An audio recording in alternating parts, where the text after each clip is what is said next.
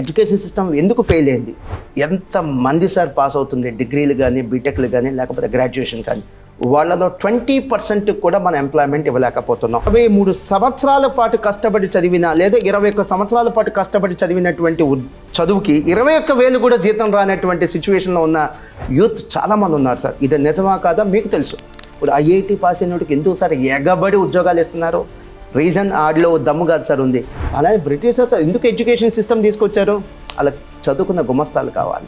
ఈ science courses offer చేసేటువంటి institutions they are very much capable in marketing skills.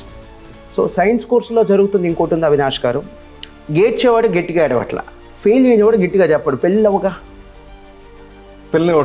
ఇవ్వట్లేదుగా. ప్రచారం దేనికైతే ఉంటుందో, డబ్బు దేనికైతే ఎక్కువ కొడతారో వాటికే సేల్స్ ఎక్కువ ఉంటుంది. ఎంపీసీ అని, బైపీసీ అని, ఎంఈసీ, సిఈసీ అని ఈ ఆప్షన్స్ దగ్గర చాలామంది పిల్లలు కన్ఫ్యూజ్ అయ్యి రెలవెంట్ కోర్సుని తీసుకోకుండా ఇర్రెలవెంట్ కోర్సుని తీసుకొని స్క్రాప్గా మారుతున్నారు. నేను సైన్స్ కాలేజీల మీద పడి ఏడవట్లేదు. 1-1-1 మా విద్యార్థుల ర్యాంకుల ప్రభంజనం. ఈ మాట చెప్పడానికి మన స్టూడియోకి ఒకళ్ళు వచ్చారు. ఏంటి మోహన్ గారు, మీరు కూడా మొదలెడుతున్నారా భజన? సో నేను ఎక్స్పెక్ట్ చేయలేదు. ఫస్ట్ బాలే బౌన్సర్ వేశారు. మరి ఒక చార్టెడ్ అకౌంటెంట్గా నేను కూడా ఆన్సర్ చేయాలిగా. డీటెయిల్ క్వశ్చన్కి డీటెయిల్ ఆన్సర్. హానెస్ట్లీ అవినాష్ గారు, ఎడ్యుకేషన్ సిస్టంలో ఉన్నది ఏదైతే ఉందో మీరు అంటే చాలా వెక్స్ అయిపోయి మీరు చేసినటువంటి ప్రశ్న, అండ్ మీ అందరం కూడా చాలా హుందాగా అది యాక్సెప్ట్ చేయాలి. కానీ దాని వెనక ఉన్నటువంటి వాస్తవాలు కూడా చెప్తాను. ఫస్ట్ వన్, ఎంత కష్టపడితే తనకి ఆల్ ఇండియా ఫస్ట్ వచ్చుంటారు చెప్పండి. We need to appreciate him. ఇప్పుడు మీరే ఒక ప్రైజ్ తీసుకుంటున్నారు స్టేజ్ మీద, మీకు వచ్చే ప్రైజ్ వల్ల మీకు సంతోషం రాదు, చుట్టుపక్కల ఉన్న వాళ్ళు కొట్టే చప్పట్ల వల్ల మీకు సంతోషం వచ్చేది. అలానే ఆ స్టూడెంట్ రిషబ్, సో రీసెంట్గా మనకి ఆల్ ఇండియా ఫస్ట్ ర్యాంక్ వచ్చింది. బహుశా మీరు ఆ యాడ్స్ చూసే నన్ను ఈ క్వశ్చన్తో స్టార్ట్ చేసి ఉంటారు. సో తనకు వచ్చినటువంటి ఆల్ ఇండియా ఫస్ట్ని పేరెంట్స్గా సొసైటీలో ఉన్నటువంటి మనందరం అప్రిషియేట్ చేస్తే అతను చూసి ఇంకొకళ్ళు ఆ స్థాయికి వెళ్ళే అవకాశం ఉంది. నాకు తెలిసి ఏ ర్యాంక్ అది మెచ్చుకోవడం తప్పు కాదు, కాకపోతే ర్యాంక్ రాని వాళ్ళని సక్సెస్ రాని వాళ్ళని ఇగ్నోర్ చేయడం తప్పు. ఆ తప్పు ఎప్పుడు మాస్టర్ మైండ్స్ చెయ్యదు. మీరు కావాలంటే ఒక చిన్న ఎగ్జాంపుల్ చెప్తాను అవినాష్ గారు. రీసెంట్గా ఒక 3-4 డేస్ బ్యాక్ మేము సక్సెస్ మీట్ పెట్టాం, ప్రెస్ మీట్స్ పెట్టాం. ఇప్పటికీ అన్ని మెయిన్ స్ట్రీమ్ మీడియా యూట్యూబ్ ఛానల్స్లో కానీ ఉన్నది, చెక్ చేసుకోండి, పేపర్లో కూడా వచ్చింది. చాలా క్లియర్గా అన్కండిషనల్గా డెలిబరేట్గా నేను ఒక స్టేట్మెంట్ చేశాను. ఏమని? ఈ ర్యాంక్ ఆల్ ఇండియా ఫస్ట్ వచ్చింది. Not just all India first, చాలా ర్యాంకులు వచ్చినాయి. ఆ క్రెడిట్ 100% ఆ స్టూడెంట్దే. ఎందుకు? మేము చదువు చెప్పిన ప్రతి స్టూడెంట్కి ర్యాంక్ వస్తే ఆ క్రెడిట్ మాదే, డౌటే లేదు. కానీ కొంతమంది విద్యార్థులకే ర్యాంక్ వస్తుంది, అందరికీ కాదన్నప్పుడు ఆ క్రెడిట్ ఖచ్చితంగా హుందాగా మన స్టూడెంట్కే ఇవ్వాలి. సో ఎందుకు మేము ఆ ప్రచారం చేస్తున్నాం అంటే, ఫస్ట్ రీజన్ స్టూడెంట్కి అప్రిషియేషన్, అతను చూసి ఇంకోళ్ళు చేయాలని. పాస్ అయ్యే వాళ్ళు ఎంతమంది ఉంటారు, అంతకంటే ఎక్కువ మంది ఫెయిల్ అయ్యే వాళ్ళు ఉంటారు సార్. మీ ఎవరి పక్షాన్ని నిలవాలి, ఫెయిల్ అయిన వాళ్ళ పక్షాన్ని నిలవాలి. సో ఆ ఎంజాయ్మెంట్, సెలబ్రేషన్స్ ఆ గంటకి మాత్రమే పరిమితం అవ్వాలి. ఇక బ్యాలెన్స్ అంతా కూడా మీ ఎవరి పక్షాన్ని ఉండాలంటే ఫెయిల్ అయిన వాళ్ళు ఎంతోమంది కన్నీళ్ళు పెడతారు సార్, బాధపడతారు, ఫ్రస్ట్రేషన్లో ఉంటారు, పేరెంట్స్కి కూడా చెప్పుకోలేని కష్టాలు మాకు చెప్తారు, మాకు మా టీచర్స్కి. అప్పుడు మేము వాళ్ళకి అందుబాటులో ఉండాలి, ఒక ప్రాపర్ మెంటార్షిప్ ఇవ్వాలి. ఆ గంట సేపు పిల్లలు మాతో మాట్లాడినప్పుడు, అంటే ఫెయిల్ అయిన పిల్లలు మాట్లాడినప్పుడు మేము వాళ్ళకి పేరెంట్స్గా మారాలి, గురువులుగా కాదు, మేము పేరెంట్స్గా మారాలి. సో వాస్తవంగా 4-5 డేస్ నుంచి మీ టీం మమ్మల్ని ఫాలోఅప్ చేస్తుందని ఎందుకు రావట్లేదంటే, that's a reason, main reason sir. Fail అయిన వాళ్ళు ఉన్నారు, వాళ్ళకి మేము అండగా ఉండాలి, వాళ్ళని గైడ్ చేయాలి. అది మా first priority. Celebrations is not our priority. మా ఫస్ట్ ప్రయారిటీ ఫెయిల్ అయిన స్టూడెంట్సే. నేను మీ గురించి చాలా విని ఇష్టపడి వచ్చాను అవినాష్ గారు. నేను మీ గురించి ఇష్టపడి వచ్చాను. ఒక ఆల్టర్నేటివ్ ఎడ్యుకేషన్ సిస్టమ్ మీద, లేదా ఇప్పుడున్న రోటన్ ఎడ్యుకేషన్ సిస్టమ్ మీద ఫైట్ చేస్తున్నటువంటి అతి కొద్ది మంది పర్సన్స్లో మీరు ఒకళ్ళు. So I appreciate. మీరు నన్ను ఇబ్బందికరమైన క్వశ్చన్తో స్టార్ట్ చేశారు, అయినా కూడా ఐ అప్రిషియేట్. అడగాల్సిన క్వశ్చనే అడిగారు. చివరిగా ఈ క్వశ్చన్కి ఆన్సర్ కంక్లూడ్ చేసేటప్పుడు నేను ప్రేక్షకుల్ని ఇంక్లూడింగ్ మిమ్మల్ని కూడా అవినాష్ గారు, మీరు అడిగిన క్వశ్చన్కి నాకు ఇబ్బంది ఉందని ఆన్సర్ చేశాను కదా, నేను అడిగే క్వశ్చన్ కూడా మీకు ఇబ్బంది ఉందా ఆన్సర్ చేయండి. Sure sir. So TV channels మీ నెంబర్ 1, పేపర్ ప్రింట్ మీడియా మీ నెంబర్ 1, మా paper highest circulation, cinema collections మీ నెంబర్ 1, ఎందుకు సెలూన్ మీ నెంబర్ 1, రెస్టారెంట్స్ మీ నెంబర్ 1 అని అందరూ అంటున్నప్పుడు ఓన్లీ ఎడ్యుకేషనల్ ఇన్స్టిట్యూషన్స్కి మాత్రమే ఎందుకు ఈ ప్రశ్న వస్తుంది? ప్రశ్నిస్తే అందరిని ప్రశ్నించాలి కదా, కొందరిని మాత్రం ఎందుకు ప్రశ్నిస్తున్నారు? ఇంకా విశేషం ఏంటంటే, సారీ తప్పుగా అనుకోవద్దు, నేను ఎవరినో హ్యూమిలేట్ చేయాలనో, కించపరచాలనో, నుంచోబెట్టాలనో, గన్ చూపించాలనో ఈ క్వశ్చన్ అడగట్లా. దయచేసి కేవలం ఈ యొక్క తప్పు ఎడ్యుకేషన్ ఇన్స్టిట్యూషన్స్లోనే జరుగుతుంది అన్నట్టుగా బ్లేమ్ గేమ్ ఆడద్దు. మీరు కాకుండా ఇంకెవరు ఈ ప్రశ్న అడిగినా కూడా నేను చాలా డిఫరెంట్గానే ఆన్సర్ చేసేవాడిని సార్. మీ దగ్గర ఎందుకు ఇంత హుందాగానే ఆన్సర్ చేస్తున్నానంటే, నేను చెప్పే ఆన్సర్లో నిజాయితీ ఉంటే, నేను చెప్పే ఆన్సర్లో కరెక్ట్నెస్ ఉంటే మీరు అప్రిషియేట్ చేస్తారు, యాక్సెప్ట్ చేస్తారు అనేది నాకు ఈ అరగంట మీతో మాట్లాడినప్పుడు, ఈ హాఫ్ అన్ అవర్ మీతో మాట్లాడినప్పుడు నాకు అర్థమైంది. Thank you sir, thank you for keeping open mind. Sir మీతో ఇందాక నుంచి మాట్లాడుతున్నాను కదా సార్, ఈ షూట్ మొదలవకముందు నాకు అప్పుడు అనిపించింది ఏంటంటే, మాట్లాడే క్రమంలో మీరు కామర్స్ విషయంలో కానీ ఎడ్యుకేషన్ విషయంలో కానీ క్యాలిక్యులేషన్తో ఇది చెప్పాలి, ఈ పాయింట్ మాట్లాడాలన్న దానికన్నా కూడా మీరు ఎక్కువ ఎమోషనల్ అవుతున్నారు కామర్స్ గురించి మాట్లాడినప్పుడు అండ్ పిల్లల చదువుల గురించి మాట్లాడినప్పుడు. ఎందుకు కామర్స్ అంటే మీకు అంత ఫైర్ వస్తుంది? Why are you so much in love with commerce? Absolutely Avinash గారు, చాలా బ్యూటిఫుల్ క్వశ్చన్. ఈ క్వశ్చన్కి ఆన్సర్ చేసే ముందు ఇంకొక విషయం కూడా చెప్పాలి. అవినాష్ గారు ఆన్ స్క్రీన్ కాదు, ఆఫ్ స్క్రీన్ నాకు ఇచ్చిన వార్నింగ్స్ అనుకోండి, అలర్ట్స్ అనుకోండి, మోహన్ గారు మాస్టర్ మేస్ని ప్రమోట్ చేయడానికైతే నేను ఇక్కడ పిలవలేదు, మీరు యూ షుడ్ బి కాషియస్. మనం ఒక alternative education system and education సిస్టంలో ఉన్నటువంటి ల్యాప్సెస్ వీటి గురించి మాట్లాడుకోవడానికి పిలిచాము. And we have chosen you for that purpose అన్నారు. డెఫినెట్లీ అవినాష్ గారు, మీరు ఏ పర్పస్ కోసం అయితే పిలిచారో ఆ కంటెంటే ఇస్తాను నేను. కామర్స్ అనగానే ఎందుకు నాకు అంత లవ్ లేదా ఎందుకు అంత ఎమోషన్? ఎందుకు అంత ఎమోషన్ ఉందంటే మీకు ఎగ్జాంపుల్ చెప్తాను అవినాష్ గారు. మీరు ఒప్పుకుంటేనే యాక్సెప్ట్ చేయండి, అంటే నేను చెప్పే పాయింట్ కరెక్ట్ అయితే, లేకపోతే you strongly disagree with me. మీరు నాతో డిసగ్రీ అవుతున్నారంటే మీరు తప్పు చేసినట్టుగా నేను భావించను. మీరు సొసైటీ గురించి ఆలోచిస్తున్నారు, పేరెంట్స్ గురించి ఆలోచిస్తున్నారు అనేది నా అభిప్రాయం. నేను చెప్పేది కరెక్ట్ అయితేనే అగ్రీ అవ్వండి. క్లాస్లో 100 స్టూడెంట్స్ ఉంటారు. మన ఎడ్యుకేషన్ సిస్టమ్ దేని గురించి ఆలోచించింది? ఎన్ని సంవత్సరాల పాటు ఆల్మోస్ట్ లాస్ట్ 50 to 70 years పాటు క్లాస్లో టాపర్స్ ఉంటారు. 100లో 20 స్టూడెంట్స్ ఉంటారు toppers. Average, above average, below average students ఎంతమంది ఉంటారు? 80. మీరు చెప్పండి, నేను ఇంకా ఆన్సర్ చెప్పడం ఆగిపోతా, మైక్ తీసుకొని బయటికి వెళ్ళిపోతా. మీరు ఆన్సర్ చేయండి. ఇన్ని సంవత్సరాలు మనం మైనారిటీ అయినటువంటి 20 మంది గురించి ఆలోచించాము, కానీ మెజారిటీ అయిన 80 మంది గురించి మాట్లాడాము మనం. Average students, above average students, below average students, వీళ్ళే కదా సార్ క్లాస్లో ఉండేది 80 మంది. 80 స్టూడెంట్స్ వాళ్ళే కదా మెజారిటీ. క్లాస్లో టాపర్స్ ఎవరు? 20 మంది ఉంటారు. వాళ్ళ గురించే కదా మనం మాట్లాడింది. వాళ్ళ గురించే బ్యానర్స్ ఉంటాయి, ఫ్లెక్స్లు ఉంటాయి, పేపర్ యాడ్స్ ఉంటాయి. స్కూల్లో, క్లాస్లో టీచర్స్ వాళ్ళ గురించే మాట్లాడతారు, సొసైటీ వాళ్ళ గురించే మాట్లాడేది. మరి what about the rest of the 80 students? ఆ 80 స్టూడెంట్స్కి ఒక ఆల్టర్నేటివ్ ఎడ్యుకేషన్ సిస్టమ్ ఉంది సార్, దాని పేరే commerce. So that's a reason. Commerce గురించి నేను ఎంత ఎమోషన్ అవ్వటానికి గల రీజన్ ఏంటి? మీరందరూ ఏమంటారంటే, ఏదో చాలా సాధించేశారు మోహన్ గారు, మాస్టర్ మైండ్స్ అని అందరూ అంటుంటారు, నా ఫ్రెండ్స్ అంటుంటారు. నేను అందరికీ చెప్తా, పెద్దగా సాధించింది ఏమంటారు? నిజంగా 22 ఏళ్ల నుంచి మేము గట్టి ప్రయత్నం చేస్తున్నా సక్సెస్ సాధించింది ఏం లేదు. ఇప్పటిదాకా కూడా చాలామంది పేరెంట్స్ని, స్టూడెంట్స్ని కన్విన్స్ చేయలేకపోయాం. చాలా విషయాల్లో కన్విన్స్ చేయలేకపోయాం, కొన్ని విషయాల్లో కాదు, చాలా విషయాల్లో కన్విన్స్ చేయలేకపోయాం. మీరు వచ్చిన ఇంకొక రెలవెంట్ ఎగ్జాంపుల్ అనుకొని చెప్తున్నాను సార్. మెజారిటీ, మైనారిటీ అనేది నేను కావాలని ఇంటెన్షనల్గా, డెలిబరేట్గా నేను ఆ పదం వాడానండి. 20% మంది ఉండేది మైనారిటీ, టాపర్స్ వాళ్ళే క్లాస్లో. మెజారిటీ ఎవరు? Average, above average, below average. అంటే ఎంతమంది? 80%. వాళ్ళ గురించి మన ఎడ్యుకేషన్ సిస్టమ్ ప్రాపర్గా అడ్రస్ చేయలేదనే నా స్ట్రాంగ్ ఫీలింగ్ అండి. అండ్ అలానే ఇంకొక ఎగ్జాంపుల్ చెప్తాను. సో నెంబర్స్ ఎక్కువ ఉన్నాయనేది కరెక్ట్ కాదు, నెంబర్స్ తక్కువ ఉంటే అది రాంగ్ అని కాదు. ఇప్పుడు నెంబర్స్ ఎక్కువ ఉన్నాయి, ఎస్పెషల్లీ మన 2 తెలుగు రాష్ట్రాల్లో నెంబర్స్ దేనికి ఎక్కువ ఉన్నాయి? MPC, BiPC. సైన్స్ కోర్స్కి అడ్మిషన్స్ ఎక్కువ ఉన్నాయి than for commerce. That doesn't mean that science is a correct course, science is a correct career. That doesn't mean that commerce is a wrong choice, commerce is a bad career కాదు sir. ఓ example, extraordinary cinema, బహుశా మీరు చూసుంటారు, ఖచ్చితంగా అలాంటి సినిమాలు మీరు చూస్తారు కూడా. 35 అనే మూవీ సార్, ఎక్స్ట్రాడినరీ మూవీ. మీరు ఒకసారి గూగుల్ చేసి చూడండి, 35 మూవీ హిట్ ఆ ఫ్లాపా అంటే ఫ్లాప్ అని వస్తుంది అది. సో ఫ్లాప్ అయినంత మాత్రాన, టికెట్లు అమ్ముడుపోయినంత మాత్రాన, కమర్షియల్గా సక్సెస్ అవునంత మాత్రాన ఆ మూవీ ఫ్లాప్ ఎలా అయితే సార్? సో కేవలం టికెట్లు వచ్చినంత మాత్రాన, 1000 కోట్లు వచ్చినంత మాత్రాన, 5000 కోట్లు వచ్చినంత మాత్రాన కలెక్షన్స్ ఆ మూవీ హిట్ అయినట్ట సార్? కాదండి. సో నా పర్సెప్షన్ వేరు, ఎడ్యుకేషన్ పట్ల నా పర్సెప్షన్ వేరు, కామర్స్ పట్ల నా పర్సెప్షన్ వేరు. నేను చదివిన కోర్సు అంటే, నేను చదవకుండా, నేను కామర్స్ తీసుకోకుండా, కామర్స్ గురించి నేను వర్క్ చేయకుండా, కామర్స్ తీసుకోండి ఒక ఆల్టర్నేటివ్ ఎడ్యుకేషన్ సిస్టమ్ అంటే తప్పు.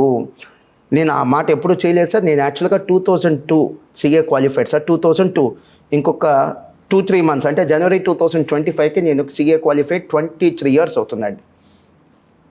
CA స్టూడెంట్గా, కామర్స్ విద్యార్థిగా నేను 5-6 ఏళ్ళు చదివిన కోర్సే అది.